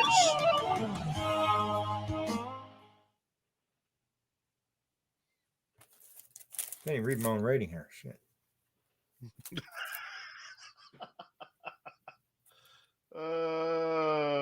Yeah. Oh, Congress is the other one that won't touch it. They basically say, don't go there. Do not bring up experiencers. And that's where it blows up. When you go to the experiencers, that's when you can get the answer. That's where disclosure is going to move. I hear you there, man. I hear you there.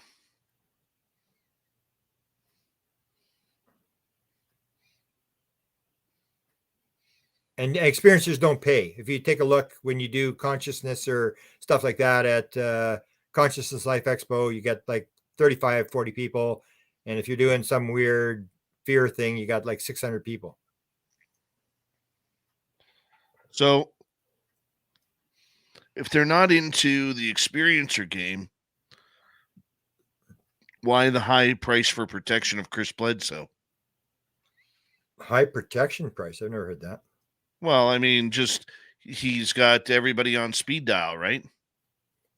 Well, as Tim Taylor said, the classic line was, Chris, he said, why you got all your guys on my property? You're scaring the daylights out of my kids and whatever. He said, Chris, it appears they like you. They seem to be talking to you.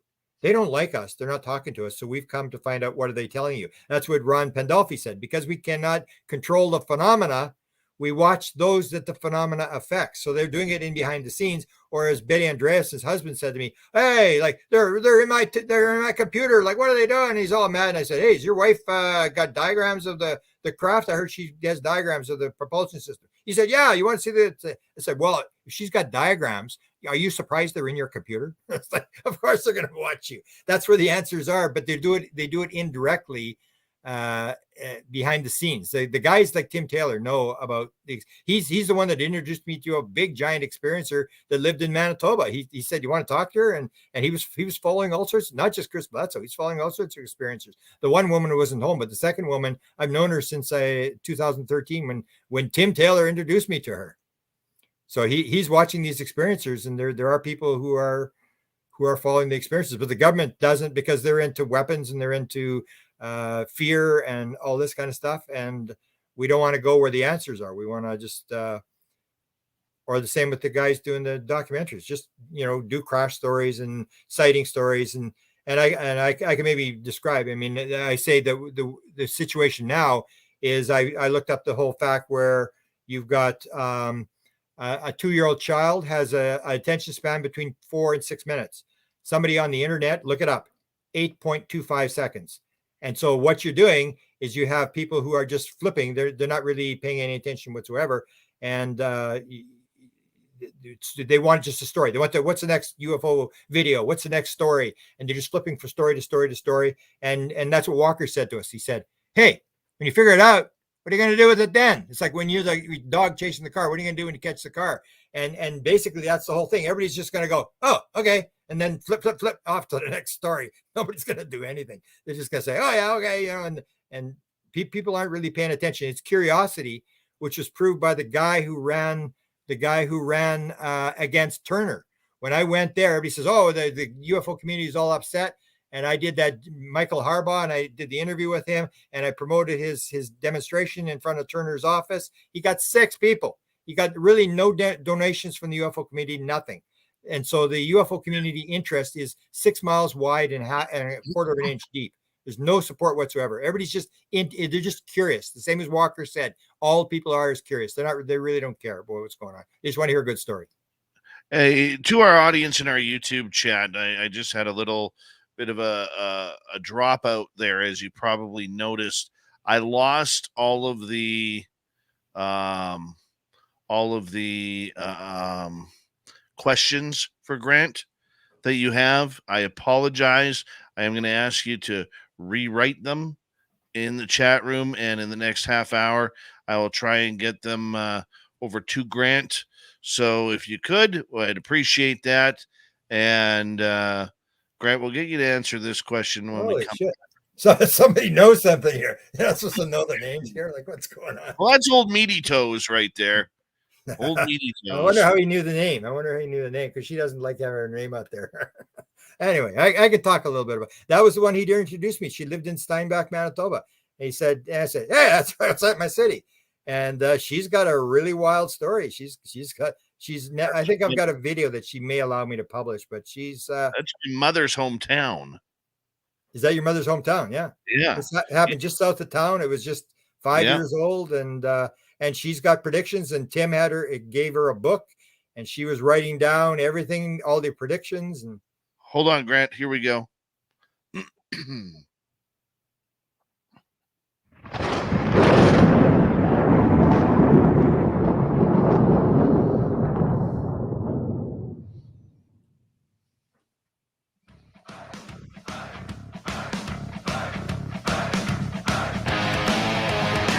Here we go with the second half of Spaced Out Radio tonight. My name is Dave Scott. Very much appreciate hurting your listening ears wherever you are on this beautiful planet we call Earth. Reminder to all of you that if you missed portions of this show or others, check out our free archives by go to youtube.com/Spaced Out Radio. Do me the favor, hit that subscribe button. Our website, spacedoutradio.com. We have a plethora of features for you. Rock out to Bumblefoot, read the Newswire, check out our swag as well. Follow us on Twitter at Spaced Out Radio, Instagram at Spaced Out Radio Show, and on Patreon in the Space Travelers Club. Grant Cameron, we have until the top of the hour here on the big show, and we're going to start off with some audience questions here. From Meaty Toes in Toronto, Grant, can you talk a little bit more about the Canadian Connie Parent? Why was Tim Taylor following her alongside with Bledsoe? What was her predictions for the future? Did she also see the lady deity? No, she didn't see the lady, and she didn't have the test. If you hear this test that Tim gave, where you'd have the one piece of metal you had in one hand, one in the other, asked her about that. She said, no, Tim didn't give me that test. And that confirms, have you ever been face to face with a being? And so there you get the indication that Tim Taylor knows something that's outside the general knowledge. So Tim introduced me to her in 2013. He was following a couple of experiences. There's 2 women. I got in contact with her. And basically, it was the idea where he's in contact. He's an experiencer himself. He has this procedure where he gets these downloads. He talked to me about the download where he got this invention that they put on the space shuttle. He got it. There's a being standing at the end of the bed, a hooded figure standing at the end of the bed. So he's an experiencer, and he realized that these people have answers. So Connie Parent had a lot of stuff. She said it was like being on the internet 24/7, and it was all this bad stuff. And she actually at one point told the phenomenon, she said, I can't take it anymore. Stop. I can't take it. And she said it actually stopped. And then after a while, then she said, oh, okay. And she let it start again. She had some predictions. I actually found them, and she actually broke down crying when I was showing. She had a couple. I'll just give you 2, and then we'll go on to another question. But she had 2. One was a coal mine in Utah, and she was with these guys. The coal mine had collapsed, and she was with them, and they were alive. and she was in the coal mine with them. And then they sent in 3 people to rescue, and those people died, and they stopped the search. And so that was one that really upset her. And I found the actual incident. There was an actual incident, which shared with Connie. She was very upset about that. But she had that, and then she had the other one was one that I found, and it was she saw a train in China on the tracks, these elevated high-speed trains on tracks, and the 2 trains had gotten on the same track, and they were up above, and she described it. And I've got the actual photo of this accident where the one train is sort of hanging off this high elevated thing. There's a mountain in the background, which she described. And it was those kind of things where I got these, she would describe the events. So Tim Taylor had her with a binder, and she was writing down all her predictions and stuff like that. And I guess I don't know how many people he was watching, but that was the whole idea. And that's the way you're supposed to do it. So Tim Taylor is doing it the way it should be done, is you listen to the experiencers and you try to figure out, why are they in contact? Why is the being, that's why I asked you, why you? Why did you see the craft? And then you mentioned somebody else being there, and okay, now I know. And it's like there's always going to be a reason. So that's what Tim Taylor's trying to do, is to figure out what it is, and the experiencers are the key people to him. Same with Jim Semivan, because Jim Semivan's an experiencer, and Gary Nolan's an experiencer, and Hal Puthoff's son is an experiencer, and Eric Davis is an experiencer, and they're basically all experiencers. Or the remote viewing program, they brought in Jacques Vallée to the remote viewing program because every remote viewer had a UFO experience, and they're going, something's weird, so they bring in Hal Puthoff, Vallée back in the 1970s to look at that. That's the whole thing, is the pattern to follow is the experiencers. They're the ones that are interacting with the intelligence. Just watching a light in the sky is not going to give you really any information other than the fact that something weird is going on. All right. I'm going to bring in Courtney Marcassani here, because I know she wants to get in with you here and say, hey, how you doing? Grant? Long time no see. Grant, oh my God. How you doing? How are you? Fantastic. What is that background? Are you like in Malibu in some rich person's palatial house or suite, or what's going on? I was trying to load a different background, but it wouldn't let me load unless I. Very cool. So I had to go back to the piano. I don't play. I wrote a book on music, but I have no musical ability at all. I can't play anything. Well, I just wanted to jump in and say I was listening to the list of all the experiencers that you were talking about. I didn't know Hal Puthoff's son was an experiencer, so that's really interesting. Yeah, he had a sighting right after the about a week or 2 weeks after in Phoenix, after the Phoenix Lights sighting.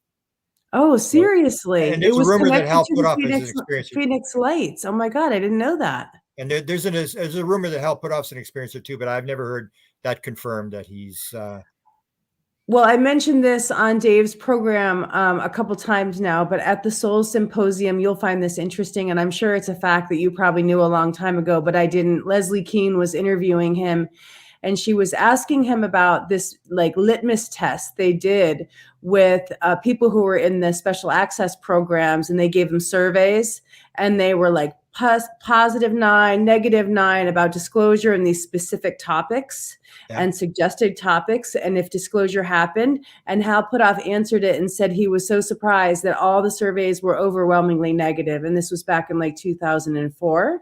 Wow. And that the government said that, administered the survey, there will be no full disclosure because of the IRADs back then in 2004. Now, I figure you knew that, but I had never heard it before. No, it doesn't surprise me though. I mean, it doesn't surprise me. It's that was a good. You were at the conference? That was at the Soul Symposium. That was at the conference, and it was during a Q&A. And Larry McGuire, your Canadian representative, was also there answering questions alongside Hal Puthoff, and Leslie Keene was the person posing the questions. That's one of the positive things I would say, that when you get people like that all gathering together and Stanford University backing the thing, we're making some headway.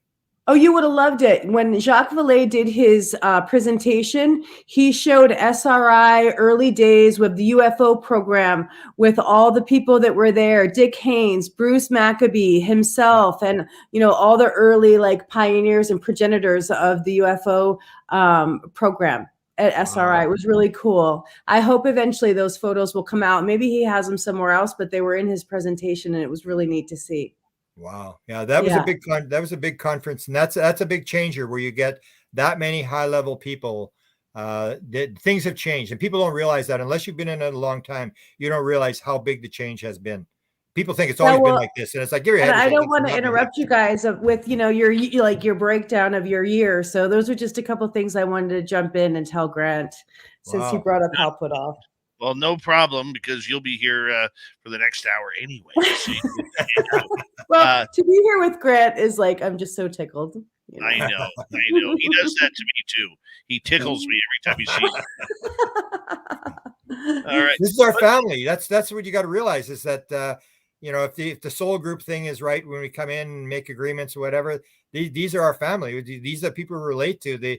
Your friends and relatives, they all just look at you like they don't say anything, but they're not really that interested. It's like these are the people that excite you and get you thinking. And we all made agreement before we came here that we were all going to share in this thing, and we were going to take the biggest story of all times, the Super Bowl. We were going to play in the Super Bowl, and we were going to score a touchdown. And most people don't even know there's a game going on. Well, and I don't know if most people know this, but I'm going to say this because I have floated this around, and Grant, I haven't told it to you, but I have floated it around to a few people in the community who have had you as an influence in their life as an experiencer. And so I was talking to specifically Bob McGuire, and we were in New York City. Oh yeah. In I don't know, it was a year ago, probably, maybe it's over a year now. And we were talking about you specifically. And I said, well, I think Grant is an activator, someone who activates, you know what I mean? Positive higher thoughts and experiencers. And then other events happen and synchronicities. And Bob was like, absolutely. And he wasn't the only one. I asked like 2 or 3 people. And so I was just curious before we move on, did you know that about yourself? Like, have you been told that by other people in the community about this, activating influence that you have in experiencers? No, but I do have the synchronicity with people, with events, where when I look back and I go like, this absolutely makes total sense. The Michael Newton, accidentally walking into Michael Newton's lecture, that absolutely flipped my life up. I would never read the books, and I just happened to run into his lecture. Things like that, where you look back and you go like, this is all planned. There's no way it wasn't planned. It's just bizarre. So it is a thing where you see these back connections, that it's there's a lot of stuff going on in the background that we may have made agreements to and know about. And then we've gone through the river of forgetfulness, and we don't really see it until you look back on it through your life. And then it makes sense. Yeah. Let's get to an audience question here, Grant. Yeah. And Courtney, Mr. UFO Whistleblowers is asking, what scares the control group of all this? Not having control, I guess. It's like, I think it's like I believe everybody's trying to save the world. I mean, we always say like there's good guys and there's bad guys. We're the good guys, we know, and they're the bad guys and they know. No, I don't believe it. I think they think they're the good guys too. It's like if you were raised in China, you would see a world a different way. If you're raised in Russia or whatever. And I believe, because that's what Walker was saying to us. And he was adamant, because we kept saying to Walker, we said, come on, you're an old man now. You knew everything. You were there when the cover up started. You knew everything. It's your chance. And and I thought he would leave it, his files. And we knew he had a file on us. He had this file because he would send from one researcher to another. He'd photocopy stuff, make little snide comments, and send them to other researchers. So we knew he had this file. And then when he died, we went to his son, who was a medical doctor. And his son said, yeah, there was a file. He said, yeah, there was a file.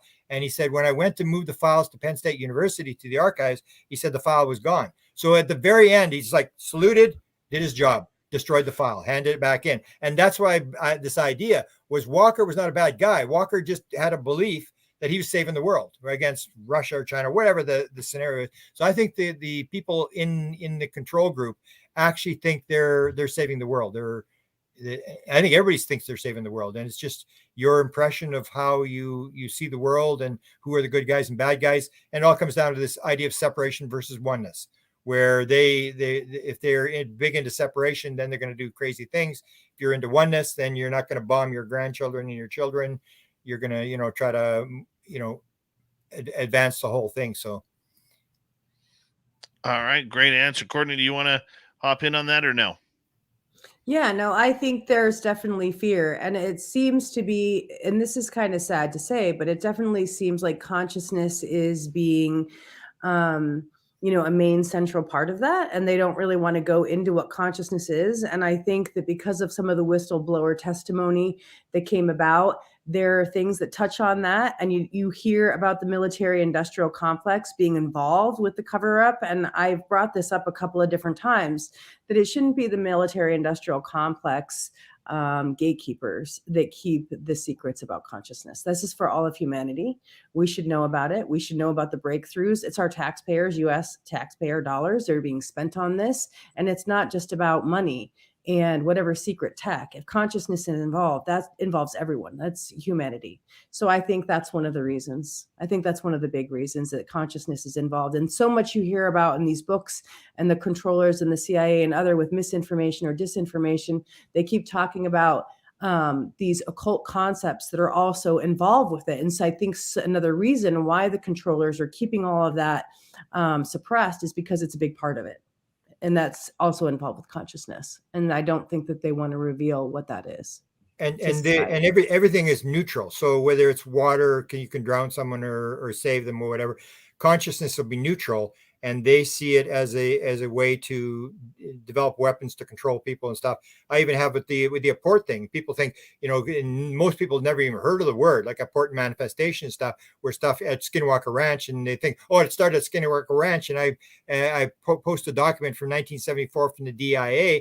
And that's why DIA went to Skinwalker Ranch, not for the UFOs. They went for all this weird stuff. They wanted to militarize it and use it for weapons. And 1974 document says, if we could get this thing of moving stuff through metal surfaces or through hard surfaces, we could learn how to apport things. We could go to the enemy, go in the vault, take the documents out, bring them back to Washington, photocopy them, go back and put them back in the vault, and they'd never know we were there. So everything to them is, can we use it for military technology? And the way they've worked it is World War II. The way it worked in World War II is they had so many inventions. There was 200 inventions: nylon, plastic explosives, rubber, atomic bombs, jet engines, and it worked so well that they said, let's keep it going.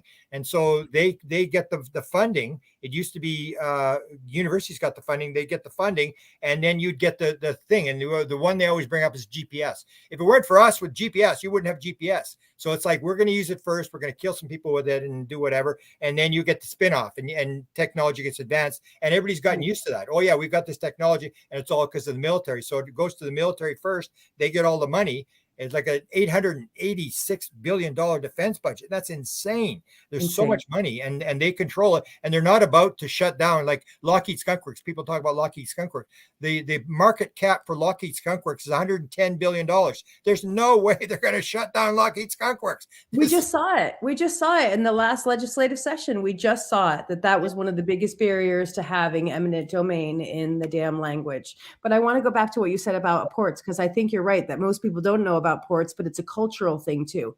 It's a cultural phenomenon. And I wrote about this in the Bix paper, about how apports will appear sometimes during certain people's like psychic and spiritual development as signs. And we both know this because Stanley Krippner talked about it. And that was his work, early work out of Saybrook, when he was talking about these cultural phenomenon, and apports were part of that. But people don't recognize it because they don't typically have the experience. But in some cultures they do, where things appear as luck or signs of fortune, or even connected with like lucid dreaming and expansiveness, kind of like as a sign to go in a certain direction, they'll get an apport.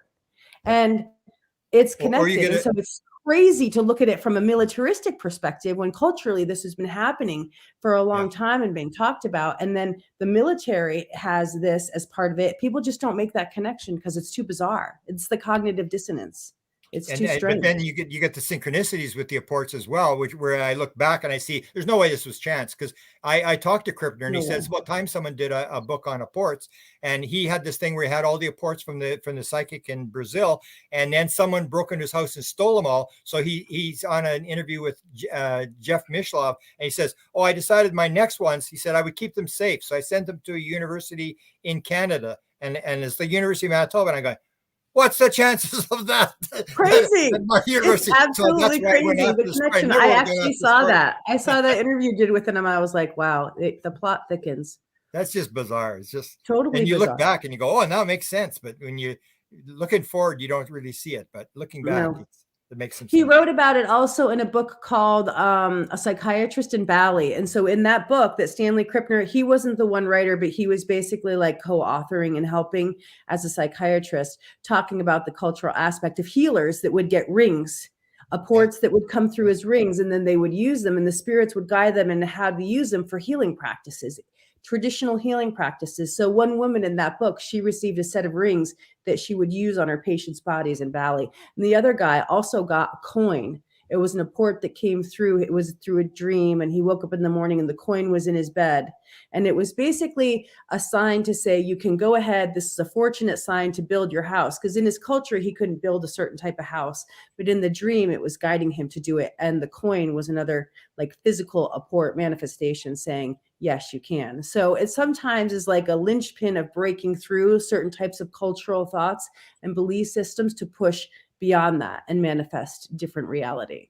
And that would be your job and my job. So the military is doing their thing, and they can do whatever they want. I mean, Right. That's what it is. It's plus minus. It balances out. Your job and my job is to push the real story of Right. of this spiritual connection and the Yes. synchronicities and everything's connected and stuff, and just keep pushing it and not let them dominate the whole thing. I think we're getting some ground, but that's our job, and maybe that's what we decided, that we would come in and we'd go up against this, and they would play the one role, we'll play the other role, and it's a game, and we'll just move it along. It's not like we win and they lose or whatever. It's a process, and we agreed to come in and move this message down the road, and I think it's an important message, but it's up to us to do what we can to get it out. I agree. I think that the scary thing right now, just from a news perspective, after the Schumer Amendment and what happened to that, and seeing the power players and the powers that be, and what that ended up being, and the discussion that's happening now post, President Biden sign off. I'm really concerned at the way some of the narrative is being negative. Are you seeing that too, or do you think this is just a continual thing of the negative? The Asuras, the different beings, the jinn, which Semivan talks about, these spirits that are kind of coming into the dimension. I'm seeing a lot more of that, like more frequency of that type of narrative, which some people would say, well, that's Greer talking, and that's, Project Bluebeam coming. Are you seeing those kind of shaping up that way, or do you separate that as I've never really looked at unknown? that. I really don't know. I've not really looked at that aspect. Okay. To me, I always see it just as a thing of how the government works, that certain people knew how to play the game, and they ended up winning, and we ended up farther behind than we were before, because before it wasn't law. Now it's law, where they don't have to do anything.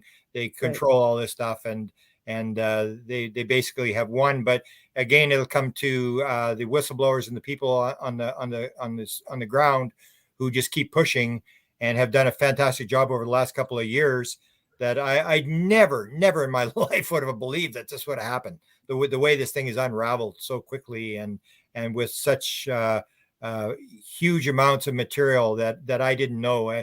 The completely different world. I didn't know anything about the psychic stuff. I didn't know the spiritual component. I didn't know any of that sort of. To me, in '75, it was straight. That thing I was watching, that could be an extraterrestrial. It's like, wow, this is pretty cool, And a couple of years, we'll figure this out. And completely different world. Completely. I feel you. I feel you on the transformation. Yeah. And to me, I'm always honored, this idea that I got to play this game. I mean, I always said you could be an untouchable in the streets of Calcutta and spend your days in a junkyard looking for something valuable enough for food. We got to play this game, this game of coming in at this particular time with this absolutely, if you realize the message, you realize this is not more just UFOs. It's major message, how reality works, why we're here, where we're going. That's what it's about. I will say this, as we got 2 minutes to go. I do see a lot of people out there really trying to tie this to Armageddon. Anything that's coming out of the sky. It seems like we're on another Armageddon or kick here. Grant, your thoughts? Fear sells. It's simple. It's like, it's you get that, and then you get the commercials. Buy gold, buy silver. Buy your guns and get 25 years of food, and that stuff works. It's dominated. It's big in present society, and you have even these scary stories that Chris Bledsoe talks about, that there's people inside the Pentagon who wanted to actually instigate like a nuclear exchange because they believed Armageddon had to happen and they were going to move it down the road. I mean, that kind of stuff is like, wow. But then now I hear that these guys have all died off. So I don't really know. It's always going to be a thing against fear. Fear and separation versus the idea of love and oneness. It's always going to be the same thing. That's all I always say. Everything that is evil in the modern world is created by one thing and one thing only: the mistaken belief in separation. It's the basic bottom line message, I think, that the beings are talking about, that spiritual stuff is talking about, this oneness. Remember who you actually are. Love it. Grant Cameron, it has been a pleasure once again to have you on Spaced Out Radio right through. Next time, bring Courtney on for the whole thing. We have good conversations here. Well, I'm just glad I caught you, Grant. I was like, when he said, come on a little earlier, I was like, oh, yes. I'll do that. Yeah. I'll do that. Yeah.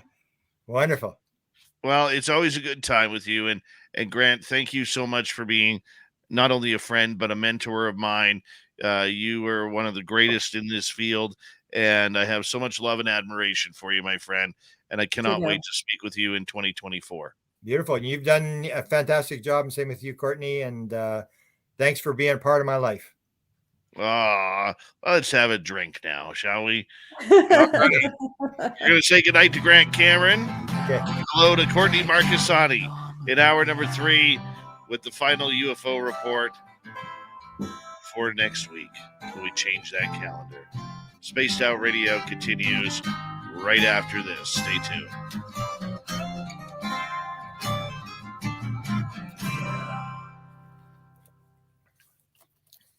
All right, we are clear. Okay, so I'll zip along. It's 1 a.m. here, so let's do it again. Or let's, I love this. This is a bit different, where you got sort of a round table going, and Courtney's pretty knowledgeable. She's got. She's a smarty pants. I learned everything from Grant. I always tell everybody that they're like, well, after your experience, like who did you reach out to for support? I'm always like, Grant Cameron. And they're like, Grant Cameron, huh? I was like, oh yeah, he was the one. And there's really not that many people who are doing what you're doing or I'm doing, or say Chris Bledsoe with that thing where you're looking at this spiritual consciousness aspect. Most people, it's like you mentioned consciousness, and it's like their eyes roll back. I'll be right back, guys. They kind of bug out when you say consciousness is central to the whole thing. I mean, I think there are certain people that are definitely addressing it, or at least acknowledging it, but they don't recognize that it's the underpinning, that it's the main underpinning. Yeah. But it's sort of moving in, like when I did the Sky Pilot thing. I mean, and then I heard Lakatsky come out and say, the phenomena is partly physical and partly psychic. And I went, wow, I never thought I would hear him say that. It's like, but wow. You've been saying it for what? I mean, at least 20 years. I don't know how long you've been saying it, but I know ever since I started tuning into you, you were saying that. But then when people talk about his story, they don't mention that. They only mention the part, we got a craft and we've been inside the craft. And it's like, what about the rest of the story? What about the fact that he's psychic? So weird. And I think that would change everything. I know. If you got a confirmation, like we got the 2017 New York Times comment, and everybody's waiting for the New York Times to say something, or the president. And if it comes out where the president stands up, or the New York Times has said there's a spiritual psychic component to this thing, I think it all collapse. And then it's the same thing. It's like, oh, it's for real. It's like, I spent all that money on $50,000 a year at MIT, and I got scammed. Like, are you kidding me? I know. And that you have it within you, and that it's within you, or that there are certain times in your life, like where, it's in abundance and you start to see it, but it's about paying attention to it and developing it. I mean, that was the thing I asked Gary Nolan after we talked. I talked with him years before, and I said, can this be developed? The intuitive part that you're looking at with the study, with the Kadepatamen and the experiencers. And he's like, well, we don't know. He was really delicate. And I was like, come on, like, I know that stuff. But he was willing to go and explore different ideas about why the Kadepatamen was thickened. But, the other thing that I picked up on, it was probably a year after, in the same conversation I had with him, he said that a postgraduate had replicated their study. and he had helped out with it. And they started looking into like schizophrenia and autism and this thing called sensory gating. And now I saw a clip today, and this is almost 4 years later, that he was quoted as saying, "We're looking at schizophrenia and autism and sensory gating." And I'm just like, it's just taking so much time, for the waiting game for people to get the information. And I don't know why that is, but I saw that today and I was like, okay, it's still in the research. But he's still going back, where I would disagree with him. He's still going back to the caudate putamen or whatever. It's sort of like there's a physical thing causing the psychic thing. Exactly. And it's a correlation, but it's not causation.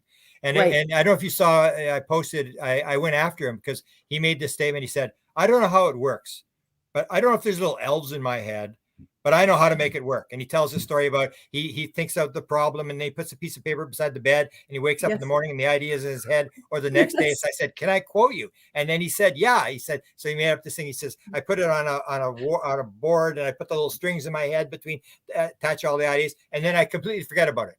And he said, within a couple of days, the answer comes in my head. And that's the important part, that he realizes this idea that there's this very powerful thing that's going on, whatever it is. He said, "I don't know if it's elves or what it is, but I know how to make it work." And that's the whole deal. Same with Tim Taylor. Tim Taylor goes to sleep for 8 hours, and then he gets up, and then he goes back to bed for an hour. Then he gets a glass of water, and he sits in the sun. And he starts drinking the water, and the beings start talking to him. And they've got these protocols, and they know this thing. Yes. You see these guys, and it sort of validates the fact that some of these people know some stuff. And it's not, little crafts and engines and stuff like that. It's this weird component that is the basis of this whole thing. And they know where I heard that, Tim Taylor had converted to Catholicism. And I went, "What? Are you kidding me?" And it's like, because he had been warned by the beings had warned through Whitley Strieber that he had to straighten his life out. And it's like, you hear this stuff and you go like, wow. And you don't realize these very powerful people know what's going on. Yes, they do. They're not talking about it. I guess they'll talk to me, or they'll hint to you or something, but they don't really talk publicly. And then when they start doing it, it'll all change. The whole thing will start to move. I know. And that's what I was a little bit disappointed with the Soul Symposium. I was kind of hoping there would be a little bit more of that rich storytelling from the experiencer's perspective, but it wasn't. It was mostly just all business. Yeah. And there were experiencers in the audience. So I went to Whitley after on the first night and I said, "Are you a little disheartened?" Because we were both in Houston together at the Archives of the Impossible. And he asked the same exact question then, which was like 2 years ago, where he was like, there doesn't seem to be any structure or infrastructure set up for experiencer, acknowledging their stories and anecdotal information, which is certainly data. And they didn't really answer it, but Jacques Vallée did somewhat to some degree in his presentation. But anyway, I was like following up with him and I said, "Are you a little disheartened?" And he's like, "Yeah, because they're not including us in all this money and tech, and they're not including us." We have 10 seconds. Grant, you sticking around or you got to go? Yeah, I'll stick around. Yeah. Because I want to add something to this comment. I got to add something to this comment. Would you like to connect with us? Head to spacedoutradio.com for all your latest show info. Now, back to Dave Scott and SOR. We're going to continue the UFO talk with Grant Cameron and Courtney Marcassani here on Spaced Out Radio in hour number 3. And, we're going to skip ATM for tonight. Steve Stockton from Among the Missing, because we're deep into this UFO talk. Reminder to all of you, as we say hello to our terrestrial affiliates around North America, digitally on TalkStream Live and KPNL and Odyssey Radio, that we're here 7 days a week for your listening entertainment. Our website, spacedoutradio.com. We have a plethora of features for you. Rock out to Bumblefoot, read the news wire, check out our swag as well. And don't forget, the Desert Clam has set the password for tonight in the SOR Space Travelers Club. Basemain. Basemain is your password. Use it wisely, Space Travelers, as the Clam sets the password each and every night right here on Spaced Out Radio. Here we go. Grant Cameron, Courtney Marcassani having a heated discussion during the break about what's going on in the UFO world. And my gosh, I guess it's going to continue here in hour 3. I'm just going to let you guys go. Courtney, what was the conversation? It was me saying to Whitley Strieber at the end of the first long day at the Soul Symposium, I was recalling our, being in the audience at the Archives of the Impossible, right? Which was this huge academic conference where they're talking about the anomalous. And he had pretty much asked the same question, which is, what are the academics, the scientists, the researchers doing for experiencers, essentially? The data that they bring, their stories, the anecdotal, evidence, and that there are patterns within that. And there hasn't been a good answer. So I asked Whitley, are you disheartened, at the first day of Soul? And he was like, yes, I am disheartened because there doesn't seem to be any progress or moving forward about experiencer issues. And the experiencers seem to be being neglected. So that was his short answer. But I did see a couple people at the Inquirer Anomalous in New York, and they said, yes, but there were experiencers in the audience at the Soul Symposium. And so that makes us feel good. And that's not good enough for me. Yeah. I'm sorry. Well, I can add one thing to that, because I worked at a university for 40 years. I wasn't a professor, but I worked like a bartender for first couple of years when I was going to university or whatever. And I dealt with them, and they're just the same as everybody else. I was never blown away by academics because I knew them when they were drinking. I mean, they're just ordinary people, and they're specialized in their field. And one of the things I realized was everybody wants to always play the skeptic game. If you're a scientist, and there's no scientist to me, you're a physicist who uses the scientific method.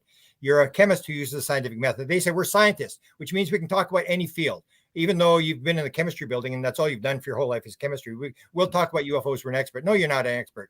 But one of the things I realized is scientists always want to play the skeptical game. And I said, when I looked at Descartes said, you can be skeptical. Yes. Be skeptical about what you know, or like Mark Twain says, it's not the things that you don't know that get you in trouble. It's the things you know that just ain't so. And it's so they play the skeptic thing. And there's a good story. I don't know if you know the story about Roland Griffith. So Roland Griffith ran the psilocybin research at Johns Hopkins for like 20 years. And he's got this massive grant or whatever. And suddenly he gets diagnosed with stage 4 colon cancer. And they ask him, they say, hey, did you actually get take psilocybin to get an answer for yourself? Because that's what they use it for, people who are dying of whatever, anxiety and depression and stuff like that. And he said, no, I tried LSD, and I talked to the cancer.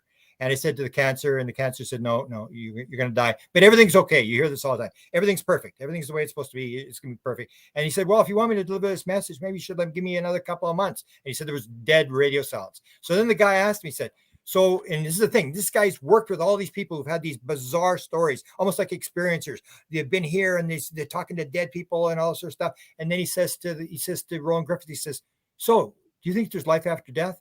And Roland Griffith says, well, yeah, he says, I think the chance is as close to zero as possible. And I'm thinking, what are you talking about? Did you get bad LSD or something? Like what's going on? You used expired LSD? And then he said, but I'm a scientist. I got to be skeptical. And that's the whole thing. It's always like, I got to be skeptical. So they always say, I really don't know for sure and stuff. And they play this stupid game instead of just look at the facts and tell what the fact. You don't have to be gullible. You don't have to be skeptical. Just look at the facts. And I was surprised when Roland Griffith said that, as close to zero as possible, after 20 years of hearing these absolutely mind-blowing stories from people that are like basically experiencers telling about this other side to the world, which is not a physical world. It's this consciousness, non-local type stuff. Yes. And that's the thing that I really like about Eric Davis. There was that one interview he did. It was a long time ago. I don't know if it was with Danny Silva. I think it might have been, maybe. But anyway, he did this long interview and I listened to it multiple times. And he was basically like, somebody said, well, you're doing fringe science. And he's like, I like to call it breakthrough science.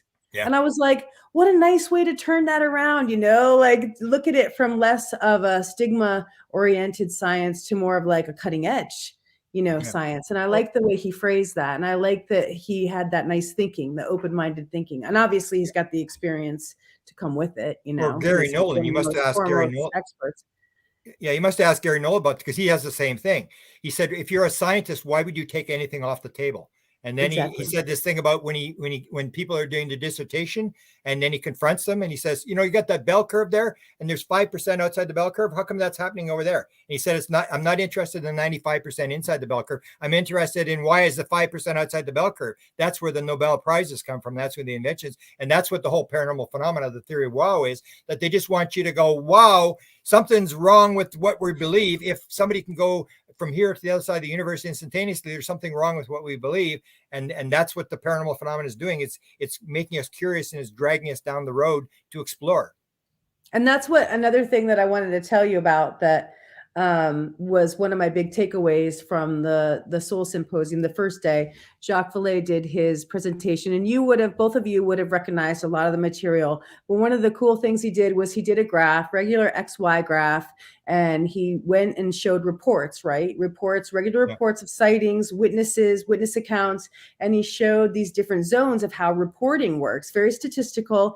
And he's like, so then once you get into this zone, which was basically like contact, right? CE5 type stuff, or CE6, or, the different types of encounters that people had, the less the reporting. Because the high strangeness got to be so strange that people wouldn't report, like the whole theory of wow, they just wouldn't report it because it was so unusual, was such an unusual encounter. And so reports went beep, and you could see the graph. I mean, it was great. And so he at least touched on things like missing time, or time distortions and whatever in his whole presentation. So I was really happy that he did that, because he discussed it. He went through it. He talked about, the realities of people not wanting to report because it's so too bizarre, and they don't want to, be witnessed, or don't want their names to be reported. So that was interesting. And then you look at Whitley, it talked about, I think it was Anne, maybe it was Anne or Whitley, that said, if it isn't strange, we don't listen to it. The stranger that it is, the more accurate it is. And that's what I said when it came to this thing with people on the ship, where they would say they're flying the ship. This 75-year-old lady's telling me she's flying the ship, and I'm going, what are you talking about? And it's like, if you're going to say you're going to make up a story, you're not going to put flying the ship in there, or the people seeing 360 degrees. And as soon as they said they touched the panel and they could see in 360 degrees, I'm going, hey, that's out of body experience. And that's these weird component things that you're looking for. And that's what leads you to the discovery, is you're not listening to the regular stuff. You're looking for that stuff that's really weird, but people are reporting it all over the place. Did you know, I just saw this statistic recently, because I was doing a technical paper and I found it in a dissertation that somebody had wrote for, I think it was Cal Berkeley. And it was all about experiencers and religion and anomalous experiences, and religion needing to take another look at these things and consider them legitimate and valid. And one of the things it went into was the Marsden study that was done like last year. I'm sure you've heard of this, but 88% of those studied and questioned said that they had paranormal experiences after their sighting. I was like, 88% of witnesses are having paranormal experiences, or out of body, or some other type of anomalous. And I didn't know that. I mean, I just thought that was extraordinary. I couldn't believe it. I remember asking Yvonne Smith about the abductees. And I said, how many of them have got paranormal phenomena? And she started laughing. She goes, like 99%. Or you have these things like 80% have out-of-body experiences, like the free survey, which people ignore, and they say, oh, the data isn't correctly gathered. Convenient sample. That's what I've heard, that it was a convenient sample. 4,200 people. And you see the thing with 37% have had near-death experiences. Like, it's like, what's the chances that you've been abducted and you've also had a near-death experience? And most of them have had 2 near-death experiences. Or the experience I've actually had 3 times, and that's this one that Nick Cook's wife had with the shared near-death experience. Shared near-death experience, yep. Where she says, I knew the answer to everything in the universe. I've had that experience. And 40% of all UFO experiencers say at one point during the experience, they knew the answer to everything in the universe. 31% of near-death experience people say at one point they knew the answer to everything in the universe. And to me, that's obviously very key, because it indicates that everything is there. And it's the ability to get in the field, get the information, and pull it back out again. And these kind of things that are sitting right out in front that indicate the importance of this sort of stuff, but people just they get back into sightings because sightings are more exciting, and they're you have to think about it or whatever. And Well, I keep always, wondering about that because I wonder, I think the other stuff is more exciting now. And so I'm curious why people continue to stay on the sightings and don't go into the other spectrum, because or I maybe find it's that the other fear, maybe spectrum phenomenal. it's the idea that you got to be skeptical in science, that you have to I believe, see. doubt, and so everybody wants to be cool, so you don't want to go there because it's kind of The like, cool whoa. kids. Let's get together in the bathroom. Peer pressure. Especially if you've got a degree. I just interviewed Mario Beauregard, Who's that? he co-wrote the manifesto for post-materialist science. It's got 400 scientists that did it, and I'm talking to him like, the story about John Mack that they tried to pull his tenure. I said, hey Mario, you actually got nailed. They actually got you. He was at the institute where Penfield was, the Neurological Institute in Montreal, Wow. and he went for his tenure and he lost. They kicked him out after working because he was doing the head of the thing. She's still alive, 104 years old. She said, there is not going to be any spiritual stuff done in this institute. It's like one of the main brain institutes in the world, and he lost his tenure. They kicked him out, and he's Holy like shit. this rebel guy. So he came up with this post-materialist thing, but that's what you get is this fear of losing your tenure or being laughed at. Or I have spent my whole life and I'm a cool professor, and it never encouraged me, because I knew that the dean of biology couldn't pay his bar bill, and I knew that one had molested one of the bartenders, and they're just ordinary people. They never impressed me, but everybody is impressed by some guy's got a PhD, and he can come into the UFO field and say it's all sorts of stupid stuff because we're always the Rodney Dangerfield of the paranormal world. Like nobody respects us. So if we got some PhD guy who's going to come and talk to us, then we got some respect, and that's a big mistake that I think we make is we bow down to these people who really don't have any expertise of what they're talking about. Just because you're an astronomer doesn't even know anything about UFOs. But no, exactly. I agree with you. It doesn't mean anything. Yeah. But your work is across the board. Like, I think I respect your work because you've gotten the same thing as me. You've taken all the paranormal phenomena and you've looked at them all, and you've seen these things popping up all over the place, and realized it's all weaves together. And most people want to compartmentalize it, almost like the black world, where it doesn't work because you got your piece and this guy's got his piece and you can't talk to each other. The same thing happens in academia, where everybody's got their little thing, and you go down the UFO road and you think that's the answer, but you don't realize you don't go down the Apport road, you don't go down the psychic phenomena road, the remote viewing. And if you go across, you suddenly realize, like, holy, all this stuff fits together. You have to. I kind of feel like you're led partially, but then I kind of feel like something comes up, and if you don't know about it, you've got to do the work. You got to go and you got to research it. You got to understand it and how it's connected, because it all seems connected. Let me ask you a question. Do you believe you're led? Sometimes you've read Michael Newton, this whole deal about soul. You told me all about Newton, yes, and I went in and I read Newton, and you told me about Penfield and those studies, and I went and I looked that all up and read all about it. I mean, and then I tell the scientists about that stuff because they don't get exposure to it, and then they go and look at it and they're like, "Oh my God, I didn't know that Penfield did this and did these studies," and so they get interested in it too. And so I do like to share some of those and pickups. I feel like on some level, it comes through the synchronicities and the intuition. Like, I'm researching about it and then I hear about it. And so I already kind of have it before I get the question, which is a similar kind of thing where you meet somebody and it's a synchronistic meeting and they kind of have something that you feel like is meaningful that you need to learn about. And then it's a similar thing with feeling led with the research. Sometimes things will come to me and I'm like, I don't know why I'm going down this track. And I keep going down it. And then I'll get it a couple of days later. I'm like, oh, that's interesting. I don't know if that's the intuitive thing working or what, or if it's feeling like being led, or you're just already on that track. I don't know how you explain that, but I always accept it as it is. And I don't put it down. I keep studying it. Yeah, it's important because you're an academic, and same with Gary Nolan. If you and Gary Nolan can write a paper on this, because he knows. I asked him for money. I asked him for money at the Soul Symposium. He was like, "Well, that's what we're here doing, trying to look for money." And I was like, "You're looking for money." You guys bring up a good point, though, because do we see an expansion of disclosure for dollars in 2024? I don't know. Well, I was just reviewing my Bix grant proposal today because I sent it to somebody because we're looking at maybe doing another possible, study. And I read through all of it because that was looking for money, for Bix because they put the grant proposal out for afterlife and contact with the afterlife. And I didn't win the grant, but I was looking at it and previewing it again. I thought, this is worth going back out because I do think there's going to be grant money. If Bigelow is starting a whole standalone college in the old Bass building to do something like Arthur Findlay College in the US, that means there's going to be money. That's just one indication for me, a signaling that that research is going to be funded a little more, and maybe not just by him. I don't know, Grant. I don't know what you think. yeah, I think psychedelics. I said that at one point I was saying psychedelics may be what will break the whole thing because I remember I went to the guy who used to run UFO Congress, the big UFO thing, and he said to me, he said, Grant, he's from Alberta, he made a lot of money in Canada. They went down there. He says, I got a question for you. I said, what? He said, how do you make any money at this thing?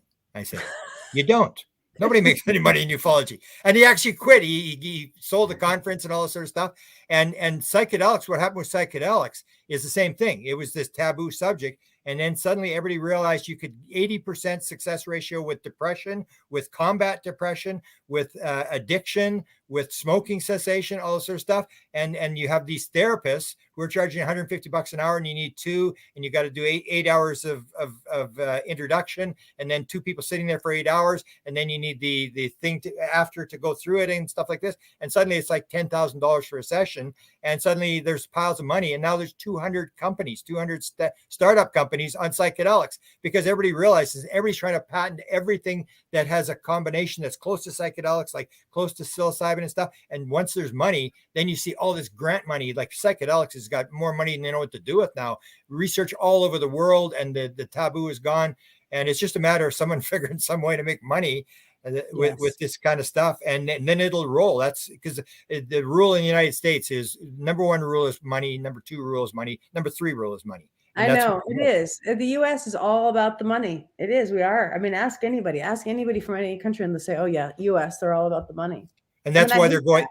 That's why they went to the Senate Appropriations and the Intelligence Committee instead of the other committees, is because they've got a $886 billion budget. That's where the money is. And that's what Pandolfi said. They ran out of billionaires, and they went after Congress because they ran out of scamming all this money off of billionaires and trying to promote their inventions and stuff like that. So that's the problem we have is the making money but it still doesn't stop you and I. I mean, you and I are doing it for the absolute thrill of discovery, where you suddenly discover something and you go, wow, and to help. It's a service thing. Also, I feel like it's a service thing that's driven to help, to help experiencers in the community. I feel that that's a big part of my whole thing. It's service. Yeah, mine's always been driven by the Newton thing. When I ran that lecture with Newton, I was just like, and it was the old idea that you come in and you only get asked one question. 7,000 people get asked the question, how did it work out? And you can't bring up Hillary Clinton or the mother-in-law or the dog ate the homework or anything. They're going to go, time out, this is about you. How did it work out? You planned it. And Newton says, everybody says the same thing. I could have done better. So I'm always on this thing where it's like, am I doing enough? Am I doing the right thing? And it's like you're driven by this idea that you've got to get something done. You came here to do something. Whereas most people just basically wait until someone says you got 3 months to live. And then they're going, what the hell's going on here? Like, oh, what am I going to do? And looking for a healer and stuff like that and scrambling. And we get to spend our life trying to answer the basic question of why we're here. Yes, that's why I don't like on some of the negative narratives, the kind of corruption of that part of it. That we don't have a soul. I mean, I hear stuff like that, or like that our souls are being recaptured and being, put into the graves. And I'm just like, man, come on. We know we have a soul. Yeah. That seems to be a base level thing for me. And it is a spiritual idea. And so I don't expect everybody to have that idea. But when I see some of those really negative things coming out, I'm like, well, we know our soul is encapsulated in this body somehow, if you believe in that idea. And so when it comes about, I'm like, well, that's kind of an oxymoron. That our soul would be sucked out and put into, this little gray being when we're here now, living in the present. So it takes away, that whole idea takes away from this incarnation and this work and this reality and what we're doing. So I don't like that one. I always kind of steer away from it and think that's a future trip. But that could break pretty fast. Like with the New York Times, I never figured it would break. But that's why I said Lakatsky, that interview is so important when he said the UAP technology is a combination of physical and psychic. And you get a big enough person to say that, and everybody realizes that the whole thing collapses. Then it's like, there is a psychic, there is a spiritual component, there is a consciousness component to it. And it would just almost be like the New York Times, where it'll just suddenly unravel overnight. And everybody's going to admit that, yeah, this was actually real. The other thing he brought up that blew me away, where he said, I'll give you a big bombshell. He says, the men in black are real. And of course, Carbell and Knapp are into the government thing. So they're going, what the government? And he said, no, those are real. Yeah, but they're real. They're the alien ones are real. And he said, yeah, but they're using reverse psychology. They're not scaring you away from it. They're dragging you into it. And it's like, that's the theory. Wow. They want you to go, oh, what's going on here?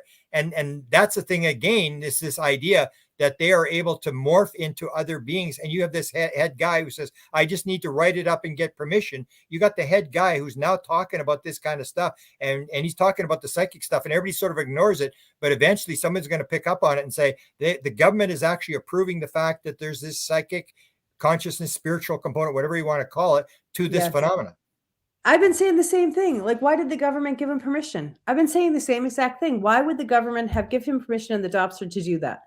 Yeah. I mean, why aren't people asking themselves that? Because on some level, they want us to know that that's a part of it. And if they want us to know just that small part of it, imagine how huge it is. What's behind that? Like, and that's a disclosure. They want to sort of control it, the disclosure from 2024 to 2030. Take it over 6 years and slowly unravel this thing. And then when Lukatsky says, he says, I'm an expert. Me and Colm Kelleher, we're experts at taking highly classified material and moving it down into lower classifications. And that's like, he's working for somebody. This is a job that he's meant to do. So let's hope that he comes out with this component, because that is a critical thing that will break the whole logjam, is this idea where it gets confirmed, yes, you are flying the craft with your mind. And that changes everything. That then the materialist thing, the atheist thing, we're biological robots in a random meaningless universe, that's off the table. It's game over. Well, I have to tell you this as a follow-on. Okay, Dave's giving the high side. I'll hold it. That thought as we got our final half hour Spaced Out Radio coming up right after this. Are you excited, Dave? I'm excited. I'm pumped up. I'm just sitting back listening to Grant Cameron and Courtney Marcassani take us through a wild lesson of behind the scenes in ufology. Guess what? That continues when we return on Spaced Out Radio. We'll be right back. This is what hyperspace telepathy looks like, people. I'm vibing with you. Yeah. Oh my goodness. Yeah, it's interesting, and you never know. I mean, a couple of people will be watching, and they won't realize all this stuff that we're talking about. That people have mentioned these things, and that there's high level people that are talking about it, and they're using these protocols and stuff like that, and. It's the same thing. It's like we want everything yesterday, and it's like Lou Elizondo said, it's 5 years. Go take wait 5 years. Go get a hobby for 5 years. Go get a hobby. Exactly. It's a process that slowly, one piece at a time, and it's the way it works. It's nothing. And as I don't know if you heard the beginning of the interview, where this whole thing about you're never going to see reality. This whole Donald Hoffman thing. Everything's always going to be an icon in between you and so you're gonna get it, and then you're gonna realize it's even more complex, and then you go after that and it gets more complex and it gets more complex, and that's there's no end. There's no point. You if you have that tendency to want to try to get to a point, you got to release the idea that you're ever going to get. It just gets more expansive and more expansive and more expansive. I did want to tell you about the protocol, because you were talking about the protocols that Timothy Taylor and Gary Nolan are using. And I don't know if they're using the same protocol or not, but I was on a Twitter space last month, and they were talking about Gary Nolan's protocol that they're all using, and the remote viewers using it specifically. So they're taking knocks which works on certain neurotransmitters in the brain. And then they're doing specific type of, sleep and preparations. And there's a whole group of them. And I'm listening to this new protocol that they've designed. And then the guy came on who was one of the designers who was talking about how it came to be. And he was working, I think it was either in India, somewhere in Asia, in this remote community. And they needed to be able to do certain types of healing practices for their population. And they started looking into certain types of, not disease, but like certain types of things were afflicting the entire population, and they were trying to use certain types of protocols for healing. And so they kind of combined Gary Nolan's protocol with this other healing protocol that they were using. And so I want to send it to you because he sent me a bunch of slides from that space to give to me to look at what they were using. And I haven't had a chance to look at it yet, but it's essentially the new protocol that they're using for remote viewing. And it includes healing. It includes healing in the RV protocol, which I thought was a unique angle that I hadn't heard about before. Yeah. That's fascinating when you get guys that, and they're not very open about it yet, but No. because I research it and I follow it. As soon as I get it, I go, oh, you pick it up right away when he talks about it, and everybody else it's just something they hear. You're talking about healing. Have you heard the thing with Bankston? I was on Mishlov's show where he's talking about this. The rapid image cycling, which the aliens use as well, and this thing where he can tape it now. They do the cycling thing where they can heal cancer with mice and stuff, and he puts it on he's in a Faraday cage, and he's got a tape recorder running, and then while they're just doing this, flipping these images in their head, and then they take the tape recorder. And it works 4 times, takes 4 times as long, but they can put a tape recorder in a room and the person, the rat will be cured of cancer. And you're going like, and he hasn't done an interview for a year. I said to Jeffrey Mishlov, I said, can you interview him again? This is unbelievable. It's like on the very, very edge, or they're putting it in water and it's like a vaccine. And this stuff works like 100% of the time. And this nobody knows about this. It's just amazing the stuff that's slipping through the cracks. That people have got figured stuff out, and it all fits together when you look at it. But I was amazed that Bankston. Yeah, he was the head of the scientific investigation. You look up, it's rapid image cycling. Okay, and I'll check it out. And I took his course, and it can cure cancer. He does rats, 100% success ratio, just fascinating stuff. And then he in his book, he says the thing where at the very end of the book, the guy that taught it to him was a psychic by the name of Bennett Merrick. And then I have heard of Bennett Merrick. And Bennett Merrick said he was an alien from Alpha Centauri, and him and Bankston had come to the world to bring this thing. And then I was listening to Susie Hansen. Susie Hansen's talking about the same thing. The beings take them into this theater, and they're flipping these environmental images on the screen, hundreds at a second, exactly. Wow.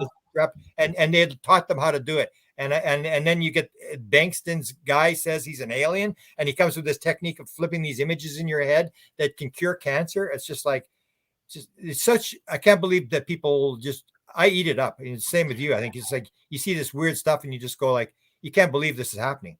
Well, you can't ignore it either. We got 10 seconds here, and then we'll come back. Again, thank you to all our super chatters tonight. Very much appreciate it. Human Carl, Gizmo, thank you.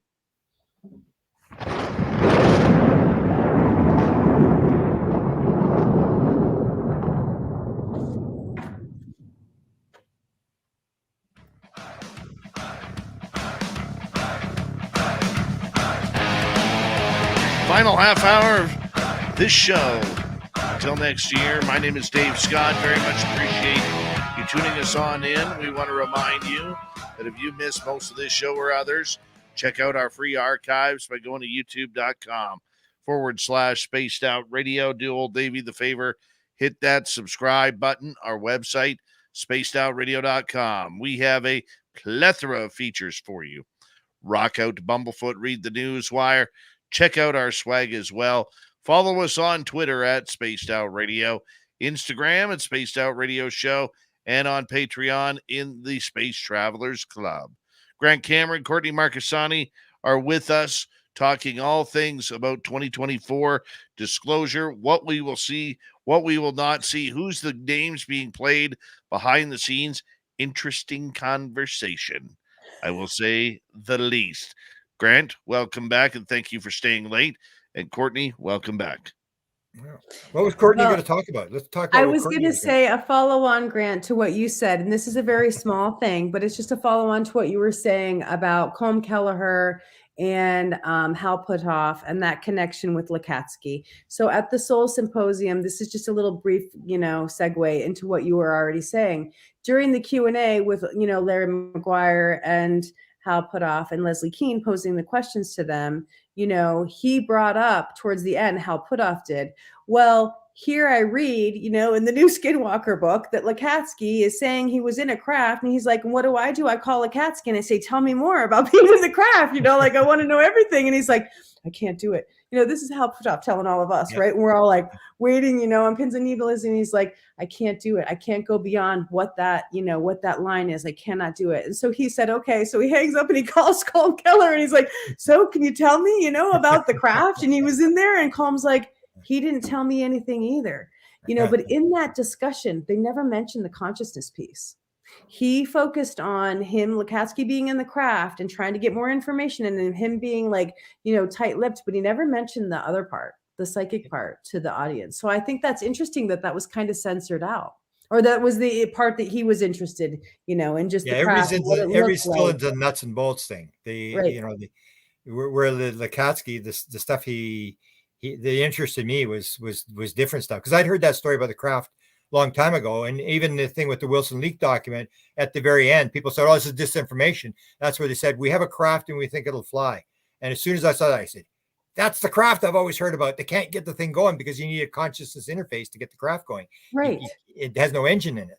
And so you see this sort of stuff, but Lakatsky is doing the fantastic job in terms of trying to bring it out, and whether that's his job, because that's where he does the same thing as all of them. It says, or Lou Elizondo, I can't talk about that, which indicates somebody's listening to him. Somebody, Right. It's almost like he's got instructions. He's working. Well, he says that on it was George Knapp, right? It was George Knapp, where George Knapp's trying to pull more information out of it. He's like, they are listening to us right now, and you're like, okay, I get it. I understand why he doesn't want to leak anything more, because he can't, and who knows what sort of Damocles is holding over his head.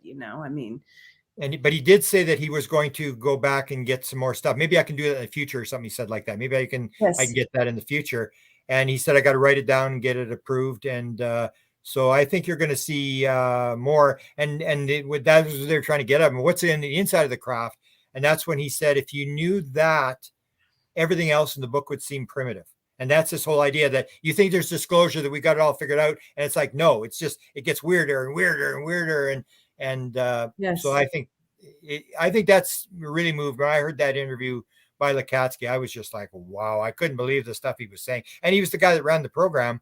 But most people, I think, just listened to it once and heard that one thing. We got a craft and we've been inside it. That's all. Right, because it's still the nuts and bolts. And they're also not looking at it like a systems thing, or like you mentioned with Colm Kelleher being, kind of the project manager at one point for BASS and OSAP and all the interconnections. I don't think a lot of people who are stepping into this now, reading those things, are putting all those interconnections, the things that are woven together. And I still think they could use someone like you, like an academic, because some of the stuff that they say, you suddenly realize it's the same thing. They're in this compartmentalized world, and they really don't understand the whole paranormal phenomena. And one is like Colm Kelleher, where they talk about the hitchhiker. Like, this is something new. Oh, this hitchhiker that follows people around, and it's like, hello. And it's like, and then he starts talking about orbs, the blue orbs that travel through the car and through the walls of people's houses. They're like, this is the hitchhiker, and it's damaging. And you're like, yeah, the orbs have been around for a really long time, guys. Yeah, and that's the thing that they could benefit from. I even have my friend. He told me, he sent me the photo. He had one where he went into a graveyard. This is right. Have you ever had Ron Johnson on, Dave?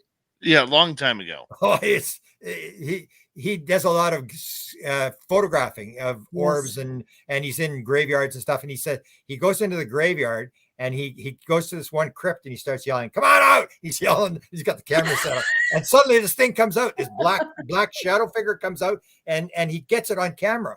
And so when the whole the hitchhiker thing started, I said to Ron, "You still got that photo?" And he said he took him days to find his photo. He had looked through thousands of photographs and he got it. But he said that thing followed him for 5 years, 3 different houses. Wow. And it's the whole thing. It's like an attachment in, and that's why I think what they're missing is they don't have that overall knowledge. They get into this little thing and they start making these things, all this evil things, attacking people. The blue orb. And I've got the one guy got the blue orb, got healed. Betty Andreessen had a blue orb that was her guardian. People in the orb group started sending me all these blue orb photographs and stuff. And they get into these little things. They don't have enough knowledge about the paranormal phenomena. They just get something and they jump on it, on the physical thing, and go down this route and get sort of sidetracked as to what's going on. And I think they need someone like you or like me or someone that can sort of say, this is in this phenomena. We've seen this before. It appears here, it appears there. Yes. So you can put it in perspective, that it's not some unique phenomenon. Or when they got the first beam photograph at Skinwalker Ranch, they go, look, they called it a pillar, a light pillar or whatever. And it's like, we got thousands of these things, people sending these, Chris Bledsoe, 2015, these beams coming out of the sky. And they don't realize that they're sort of compartmentalized, almost like a guy who does a PhD in some aspect of chemistry or something like that. Some little thing, he knows one little thing, and you get him outside. Or my friend who had a PhD in engineering, in civil engineering, and he was at the University of Wyoming. I went there and I said, "Hey, Mingland, your tap doesn't work. What's going on?" He said, "Oh, to do the shut off down below." And I take the shut off and the water comes pouring out. And I said, "Why don't you change the washer in this thing?" And he said, "I know how to do that." And I said, "You got a PhD in civil engineering. You know how to change the washer." But that's the whole thing. Like, people are very specialized. They're very compartmentalized. Well, and that was the whole thing in medicine too, where you saw these general practitioners kind of go away and everybody became a specialist. I mean, that was really part of, the whole paradigm for a while. And so I think we need people to be a little bit more generalist and understanding that this is a wide field that encompasses a lot of different areas. And a lot of it is, I hate to say it, that it's normal, but it is in the experiencer community. It's frequent, or it happens frequently. And so that becomes normal for them. It's not normal for people who haven't had the experience. But I have to ask you this too. This is another segue. When I was and this is just a little bit of insider stuff from being in the conference, which I'm not supposed to talk about, but I was at the Soul Symposium. Like I sat next to Danny Sheehan, right? And so Danny Sheehan gets up and goes to use the bathroom. And I saw on his seat, there had been like a pamphlet that was given to him. It was either like a pitch letter or it was some kind of mission and vision statement, but it said super experiencers on the front. And it was either a program that was being pitched or some kind of R&D that was in development about these super experiencers. So of course I'm like, I'm looking at it going, what's this mean? And I saw that it was by Sean Elshborn, I think is his last name. And I was going to reach out to him, but he did a thing on consciousness at Arizona, at the Arizona Studies of Consciousness. I think it was last year he did a big presentation. So there's definitely research and academics looking into things like this. And so I want to follow up on the whole super experiencer thing and find out, what's it all about? Yeah. Because Danny did have money. Danny did make the comment where he's talking to the contractors and they said, leave abductions off the table, please. And he said they actually told him that, leave it off the table. It's they don't want to go there. And it's like, I don't know whether it's because it's the aspect that they don't want to deal with, or it has this weird component to it that they don't understand, or Danny said they actually told him that, leave it off the table. I have to ask you this clarifying question, because it's been burning up my mind ever since I ran across it. And I think you can clear it up for me, and maybe other people, it'll help. But do you remember when we were talking about this a long time ago, and it was Kit Green who put something up? I don't know, it was through Joe Merja or somebody else who said there are no abductions or something like that. Yep. It was some kind of statement he made about there are no abductions. No abductions ever was the term he used. No abductions ever. How did you interpret that? There's an experience, but it's not what people think it is. The same as Edgar Mitchell said, no abductions. he did the Stephen Greer thing. He said, yeah, most of if there's abductions, it's government. And it's this idea, is it an out-of-body experience? Is it a physical abduction? There's an event taking place, but it's not what people think it is. Okay. It's more complex. That's what I think, because Kit Green, like, I don't know if you saw the tape where he's doing Kay Randall May. This shows that. Oh, yes. Oh, yes. You so said he's that using to this me, intuitive. actually. And I was like, doing the whole interpreting thing, just listening to it and transcribing every word. I did that for like months. And then it came back out again. And people were like, what? And I was like, oh, yeah. People didn't even know about that interview. So I held on to that actually for a while before. And she got upset. I did 2 sessions with her. She got upset when I asked her about what kind of stuff. She said, I can't tell you that. It's being paid for. And I'm thinking, is the Black Ops using this woman? Because she can go down and look at diagrams and stuff and do all this kind of stuff. And the same thing when John Burroughs started channeling during his abduction thing. And then he said, I heard that that Kit Green had phoned him and said, you need to do yoga, a certain type of yoga, some type of yoga and meditation. And I said, Kit Green said that to you? And he said, yeah. And I said, did it work, John? He said, yeah, it made it better. It's like, it was Vipassana. Cow. It was Vipassana. Yeah. I think that he told him to do. And that was all part of naked awareness and the naked awareness movement. And they were doing those studies and they went directly from naked awareness into Vipassana. I know they did. Yeah. And so that's the thing. You realize that these guys behind the scene, Kit Green and all these guys, they know some of this stuff behind the scenes. That's not the nuts and bolts stuff. It's this weird stuff. And they're running it with it as hard as they can. Because I remember John, when I first told me, he said, no, Kit Green wouldn't have done that. No, Kit Green's not on that tape. And I said, I'll send you the tape. He said, that is Kit Green. I'm so glad you said it to me, because I'll tell you what, I listened to that so many times, and just, the coordinates and everything. I mean, it was just like a labyrinth in itself. But I had to ask you about the abduction comment that he made, because that perplexed me, and I always wondered it was never resolved. I always there was quite a few of those people that said that no abduction thing, that and I think that's what it is, that they're saying. But of course, Kid always wants to go into the thing that it's all black ops, like all the injuries and everything is all black ops, and it can be explained. And that's the whole thing where you're sitting on the fence. Like, I'm not going to go on one side or the other, whatever. But the thing that amazed me with that tape was Kit Green. It's like you'd think we'd be going, holy, are you kidding me? He's going, hang on, let me write that down. Okay, wait, let me write that down. Okay, proceed. Proceed. I think you'd heard it 100 times before. Yeah, hang on, let me write that down.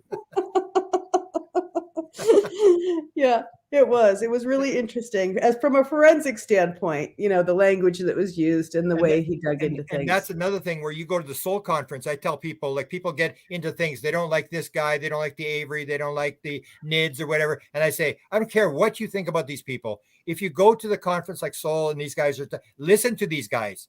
They're going to say stuff that you never heard before. From time to time, something will slip. I don't care what you think about them. Listen very carefully. Theyese people have they're inside, and you'd benefit by listening. So the Soul Conference, when I heard all these people gathered, I'm going like, wow, are they going to put that stuff out on the videos? We're supposed to get it, but they haven't yet. Well, Carl Nell said straight out, all this stuff that you're seeing, and it was really disparaging, but he was like, it's Bob Bigelow's lackeys that have set us back, 20 years or whatever, something like that. And I was like, bombshell being dropped, and of course, Carl Nell has his own things, and he validated Grush, and Leslie Keane was basically in front of all of us saying, thank you, Carl, for validating him, because we needed that for the debrief story, and the New York Times wouldn't even take it. I mean, so it was interesting watching the interplay between all these people talking about disclosure and they're part of it and how they worked on it. And so that was the other real nice thing about being in the room for that as well. You could see this orchestrated movement by the activists coming into reality. And that was pretty incredible by itself, regardless of the other things that they were saying. It was amazing to hear the orchestration that was involved. It was like this amazing dance by all these different people to bring it out. And people are devastated, of course, that the Schumer thing didn't get through, but you knew, you were saying in Dave's group, you're like, with the metamaterials and the intellectual property, they're never gonna say that the public gets this. And I was like, Grant he's right. But as I point out tonight, it was not as much conspiratorial as people think, because if the Democrats had won 6 more seats, it would have gone through without any changes. It was simple. One guy can stop the whole thing. That it's the Unreal. political system that is being manipulated. The ends justifies the means, and power is the ultimate goal. And if we're going to stop it, so Yeah. if it had 6 more seats, these guys could have got $1 billion from Lockheed, and they couldn't have stopped it. And No that was doubt. the whole thing. Is now it's sort of written into law, and now you got to rely on an executive order or a whistleblower or something like that to put more pressure. But I've yeah, seen some call outs. I've seen some call outs for the executive order, and I thought that was really interesting. I mean, I doubt they'll do that. I No. doubt they'll do that out of the playbook because it would be too risky. You know, I mean, yeah, and you see Biden has actually said in his response, he said I'm the head of security and classification, and there's highly classified material here. So they're all playing the game. It's the fear game. It's like, oh, I'm so glad you brought up comes Edgar in and scares Mitchell. the living daylights out of them, and they say, okay, we'll keep it classified. You know, I just to me it would be an election issue where you just say, okay, we're going to make a step here and do it and run with it. But everybody's into that fear thing of the fear the mongering. Russians are going to get it and we can't figure it out, and we need this. And it's a big, strong string to pull because people are afraid of it. So it goes into that base level fear, you know, of, okay, well, we want to protect our secrets and protect our investment and all of that. And it plays into it. But I don't think that's as big of an issue as actually UFOs and the technology. And like we talked about already, the consciousness piece. I think that's one of the biggest things of all that they don't want to get leaked. Yeah. Yeah. And when you hear Kit Green, then you realize, because there was I don't know if you know the story that Kit Green, there's a guy by the name of Beckham who knew more about me than the Avery, and he was talking. Kit Green stopped talking to him, and they had an experiment they were going to do that's talked about on there, where he's going to take Kay Randall May and put her in an MRI, and then he's going to put Uri Geller in the other MRI, do the live quantum. Yes, and he was and like, I'm the only guy in the game that knows how to do that. He originally was going to do that with a Chinese guy who got a download.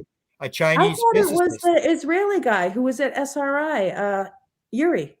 I thought it was but maybe 10, 15 years ago, Kit Green was going to do this experiment. This is a redo of the experiment. He's going to do it with this Chinese guy. And Gary Beckham released it. And he said Kit Green never talked to him again after released this fact that this Chinese scientist and him are going to do this experiment with the MRI where they're going to send the signal and see whether it was non-local, whether there was a time lapse between going from one person to the other. And that's where he said Uri Geller is going to be, but he's not going to bring his entourage in or his media people in. He's all about media and we don't want to have any media. And he's like, now I'm not opposed to a certain amount of the study being released in an academic setting. And he walked it back, in that context. But, I did ask about that. I asked somebody who knew Kit Green. I think it was like a year later after you sent me the recording and after I was like doing all my deconstruction, listening to it. And I said, did that ever happen? Did he ever put Kay and another party into an MRI or an fMRI at the same time for this live? And they asked him and he said, no, it hasn't happened yet. Yeah. That was probably 2 years ago. So it may have happened by now, but I kind of feel like we would have heard about it, but maybe not, because like I said earlier, Gary Nolan was talking about sensory gating and, doing the study at Harvard in 2018. And I just saw the quote about it today and we're in 2023. So that was 5 years. So who knows with Kit and that study, but I'm sure that they're going to do it. Aren't you? I mean, even what we know already leaked on that tape is that they take this stuff seriously. They may be playing, there's no consciousness and stuff like that. And then you hear that tape and you go like, oh, they know something. They totally know. Green they knew when that recording secret was done. And that recording had to be done in 2013, 2014. Yeah, it's quite a while.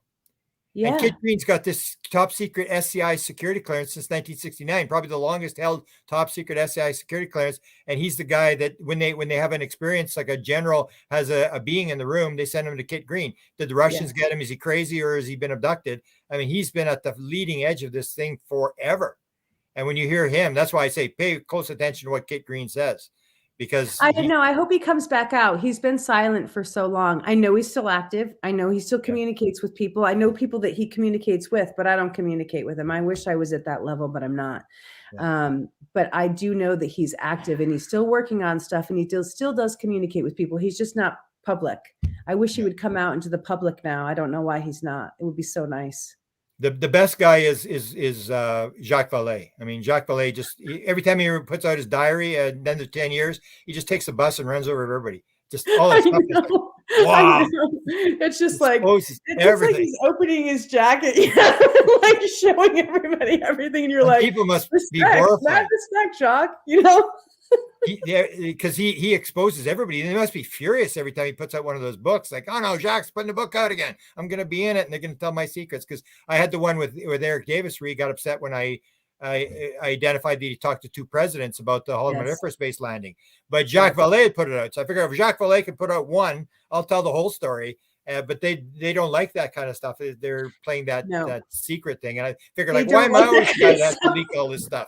They figure out the Canadian guy. We can get rid of the Canadian guy. It's always about the Canadian guy. Grant Cameron, Courtney Marcassani, thank you for a fun show tonight on Spaced Out Radio. I love you both, and it's been a wonderful, wonderful evening as it's time to wrap this thing up on our end and say goodnight to all of our radio audience around North America. And Happy New Year to each and every one of you. We got Mr. Ron Bumblefoot Thal rocking in the background with Little Brother is Watching. Bumblefoot is the official music of Spaced Out Radio, rocking us in and out of every single show. Get your horns up for the guitar god himself. Special thanks to everybody listening in at work, at home, in your cars, wherever you may be. Thank you to everyone in my chat rooms tonight. YouTube, Twitch, LGAP, Facebook, Spreaker, LinkedIn, the Space Travelers Club, and on Twitter at hashtag Spaced Out Radio. I know you're out there somewhere. Remember, this show is copyright by Spaced Out Radio and SOR Media Ventures Limited. Thank you so much for choosing to share your evening with us, because together, my friends, we're watching. We own the night. Mr. Bumblefoot, we need a favor. We need you to take us home.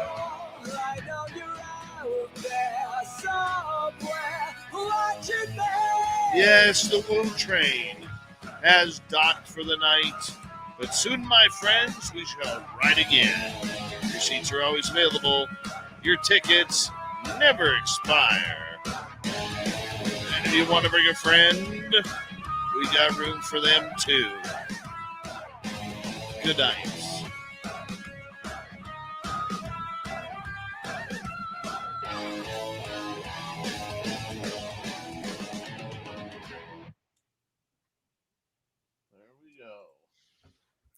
Seamless. Painless. And that's Grant's and my speed round. Holy cow. We'll have to do a show sometime. Let's do a show. We will. We have to. We did one before. There was a lot of people on it. That was a long time ago. We were supposed to do another one, and we didn't. So we've got to now. This is a good reminder. Especially you were at Soul Conference. That was big. I mean, that was you're lucky to have been there. I know. Believe me, I thank my lucky stars and the people who helped me get there. I mean, I need to send a gift basket or something, show major appreciation. But I've been sharing as much as I can about it and trying to make as much as I can accessible to people who weren't able to be there.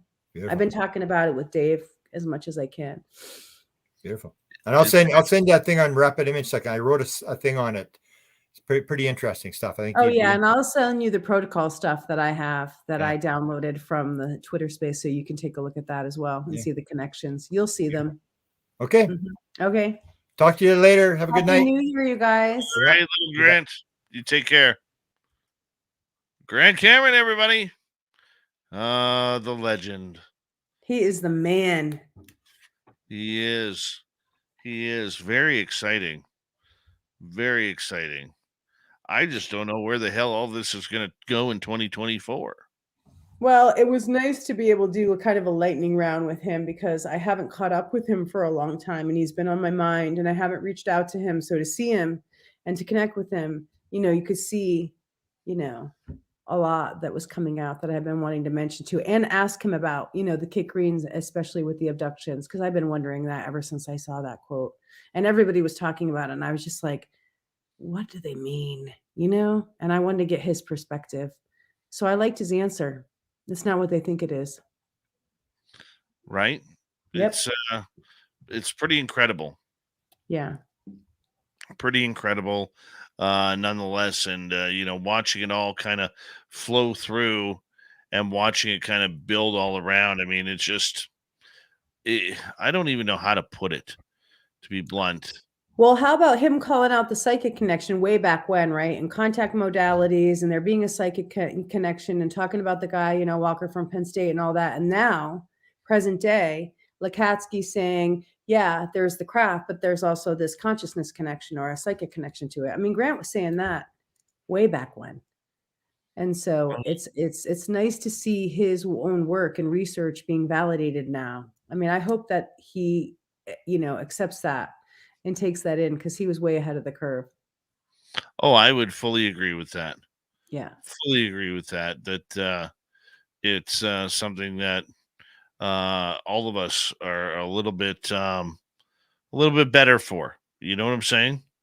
Oh, he's done such a huge body of work. All the people that he's interviewed on his shows, including yourself being in the panels. I mean, all of that stuff influenced me when I was first getting into all this, watching all of you guys do all your discussions. I mean, it was so huge.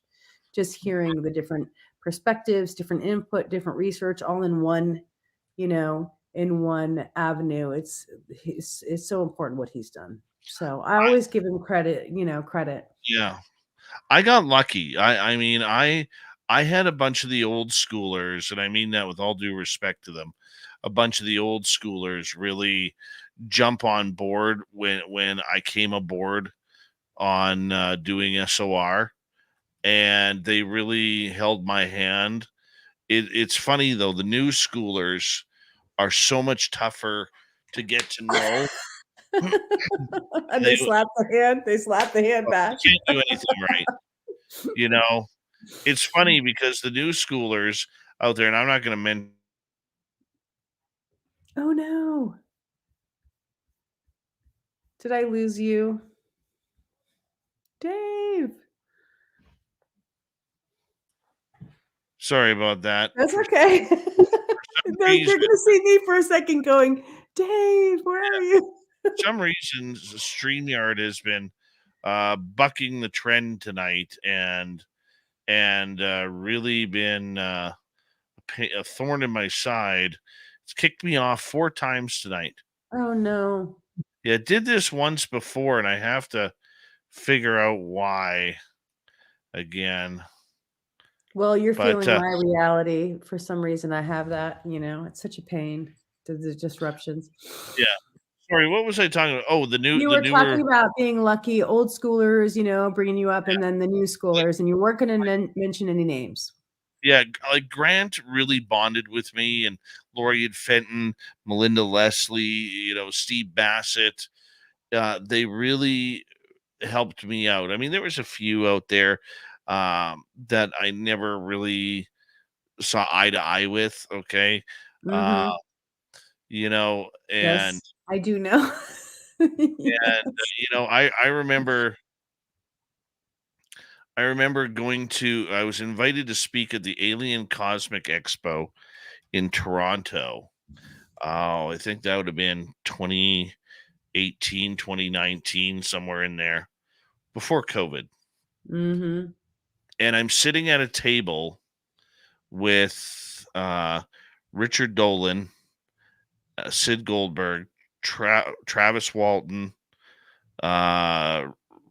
Tracy Garbutt Dolan. Mm-hmm. There was Randy Kramer was there, and the fake moon or Mars guy. Mm-hmm. And which I found very funny on a side note, because their head panel discussion with Paul Hellyer, Dolan, Goldberg, and Randy Kramer was UFOs in the media, and I was the only media person there. Wow. And they didn't even ask me to be on the panel, but that's selfish right there. But wow. Nonetheless, it was funny to see how none of them actually knew how the media worked. But nonetheless, I'm walking around the lounge at the hotel, and there's an open seat right in front of Goldberg and Dolan and Tracy. And this is a true story, by the way.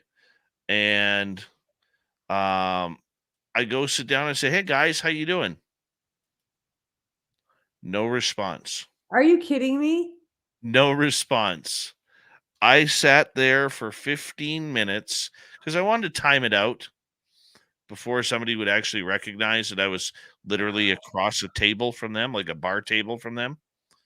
And I sat there for 15 minutes, right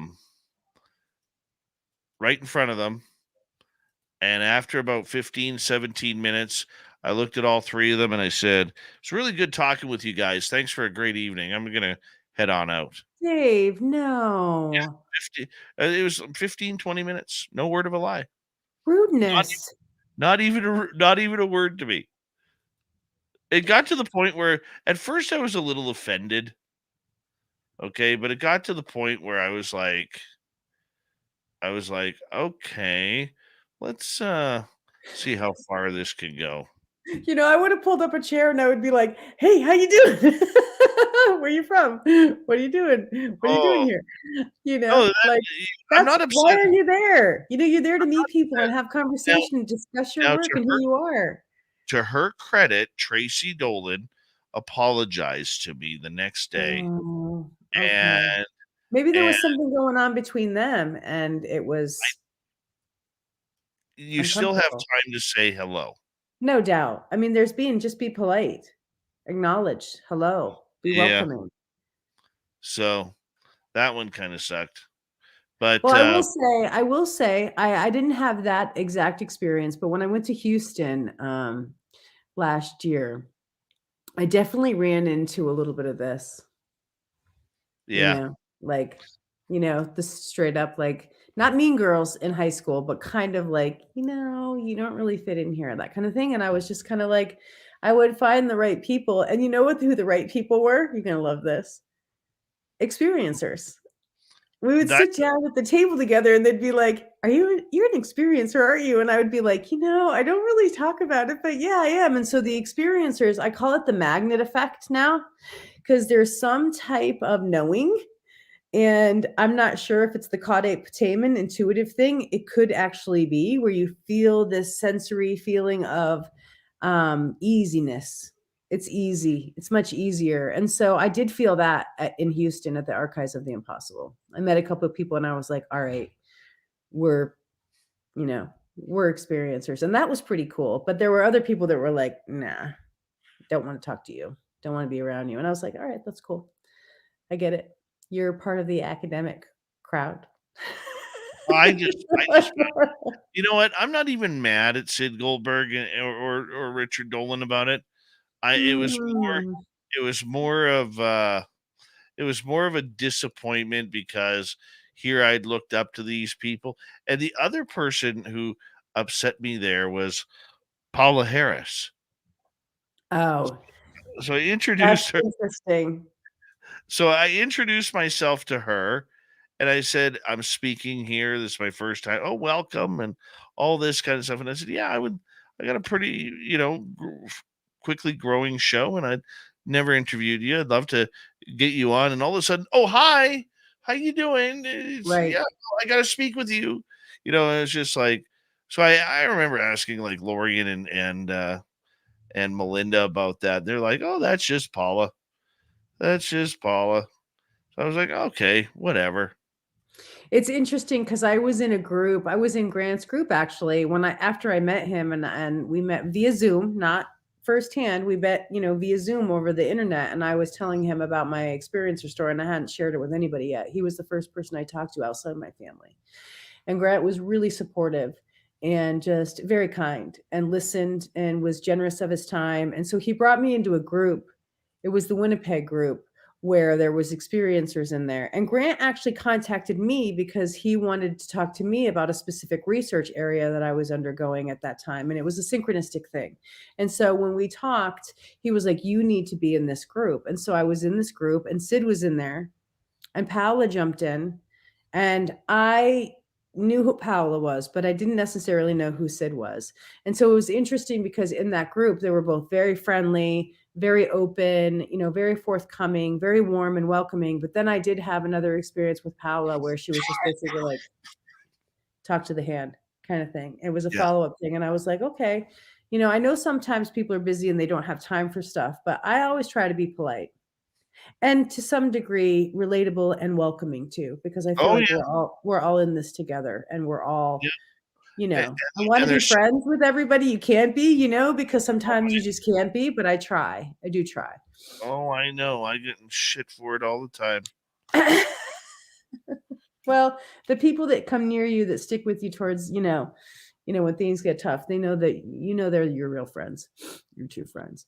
Oh, I love the people around me. I'm very fortunate. You are. You seem like you have really good people around you. And having Grant on tonight was kind of an affirmation of all that because he's one of the good ones. Yeah, he's someone I respect.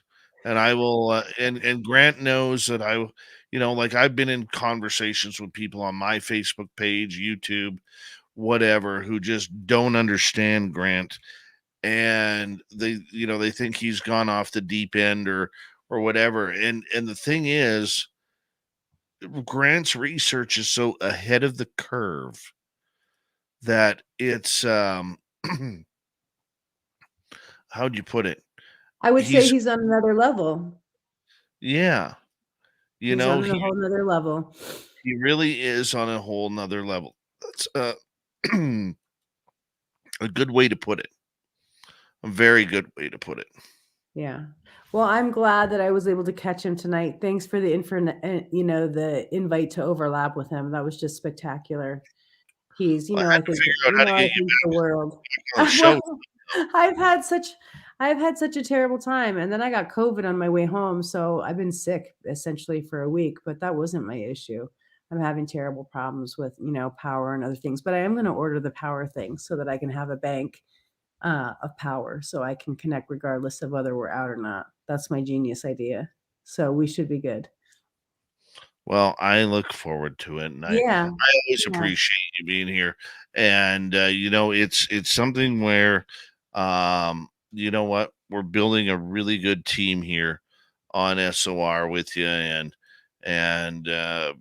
what's going on behind the scenes with everything, and I just think it's wonderful. I really do think it's a wonderful move to have you come on in and the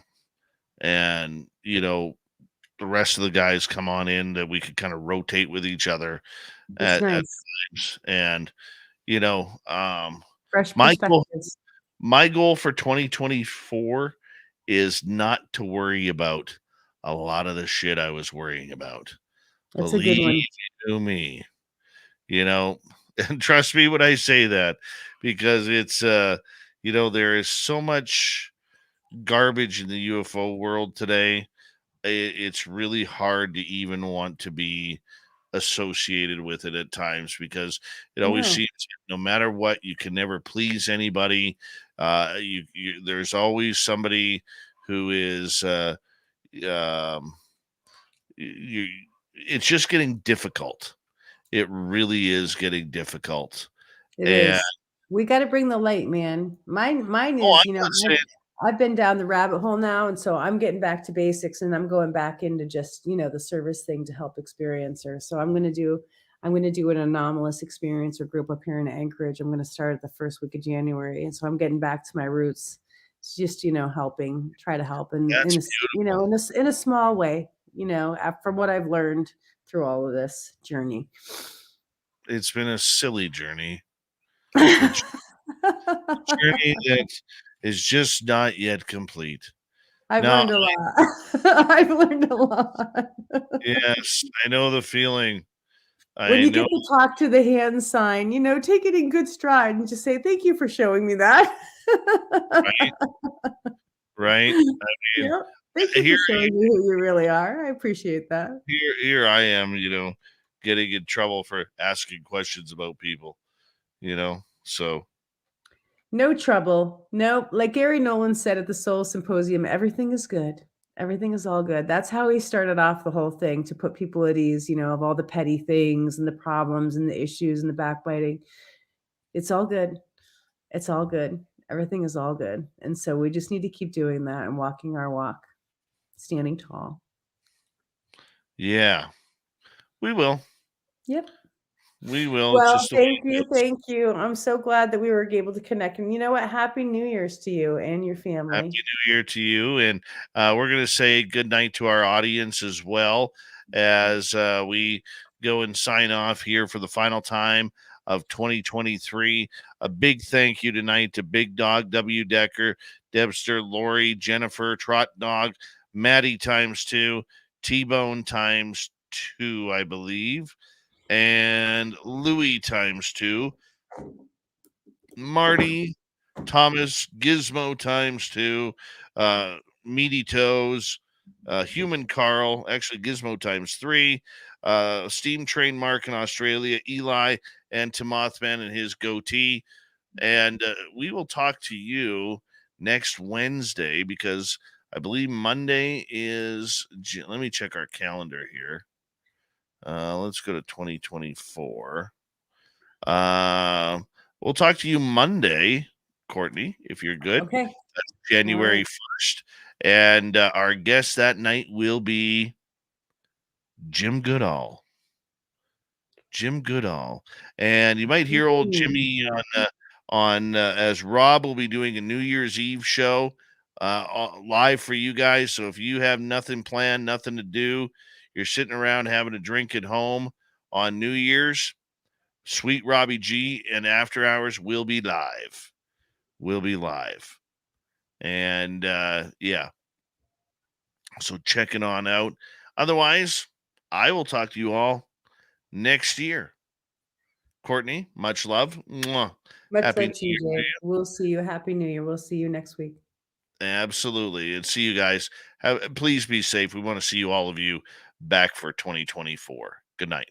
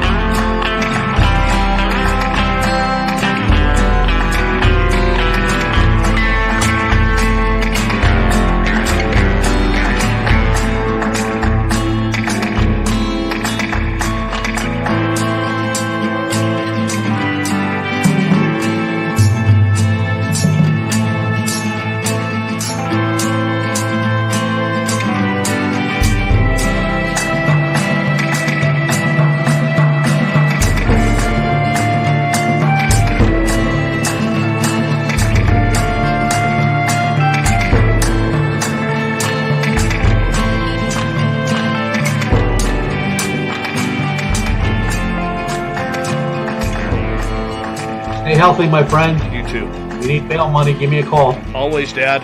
Take care. You too.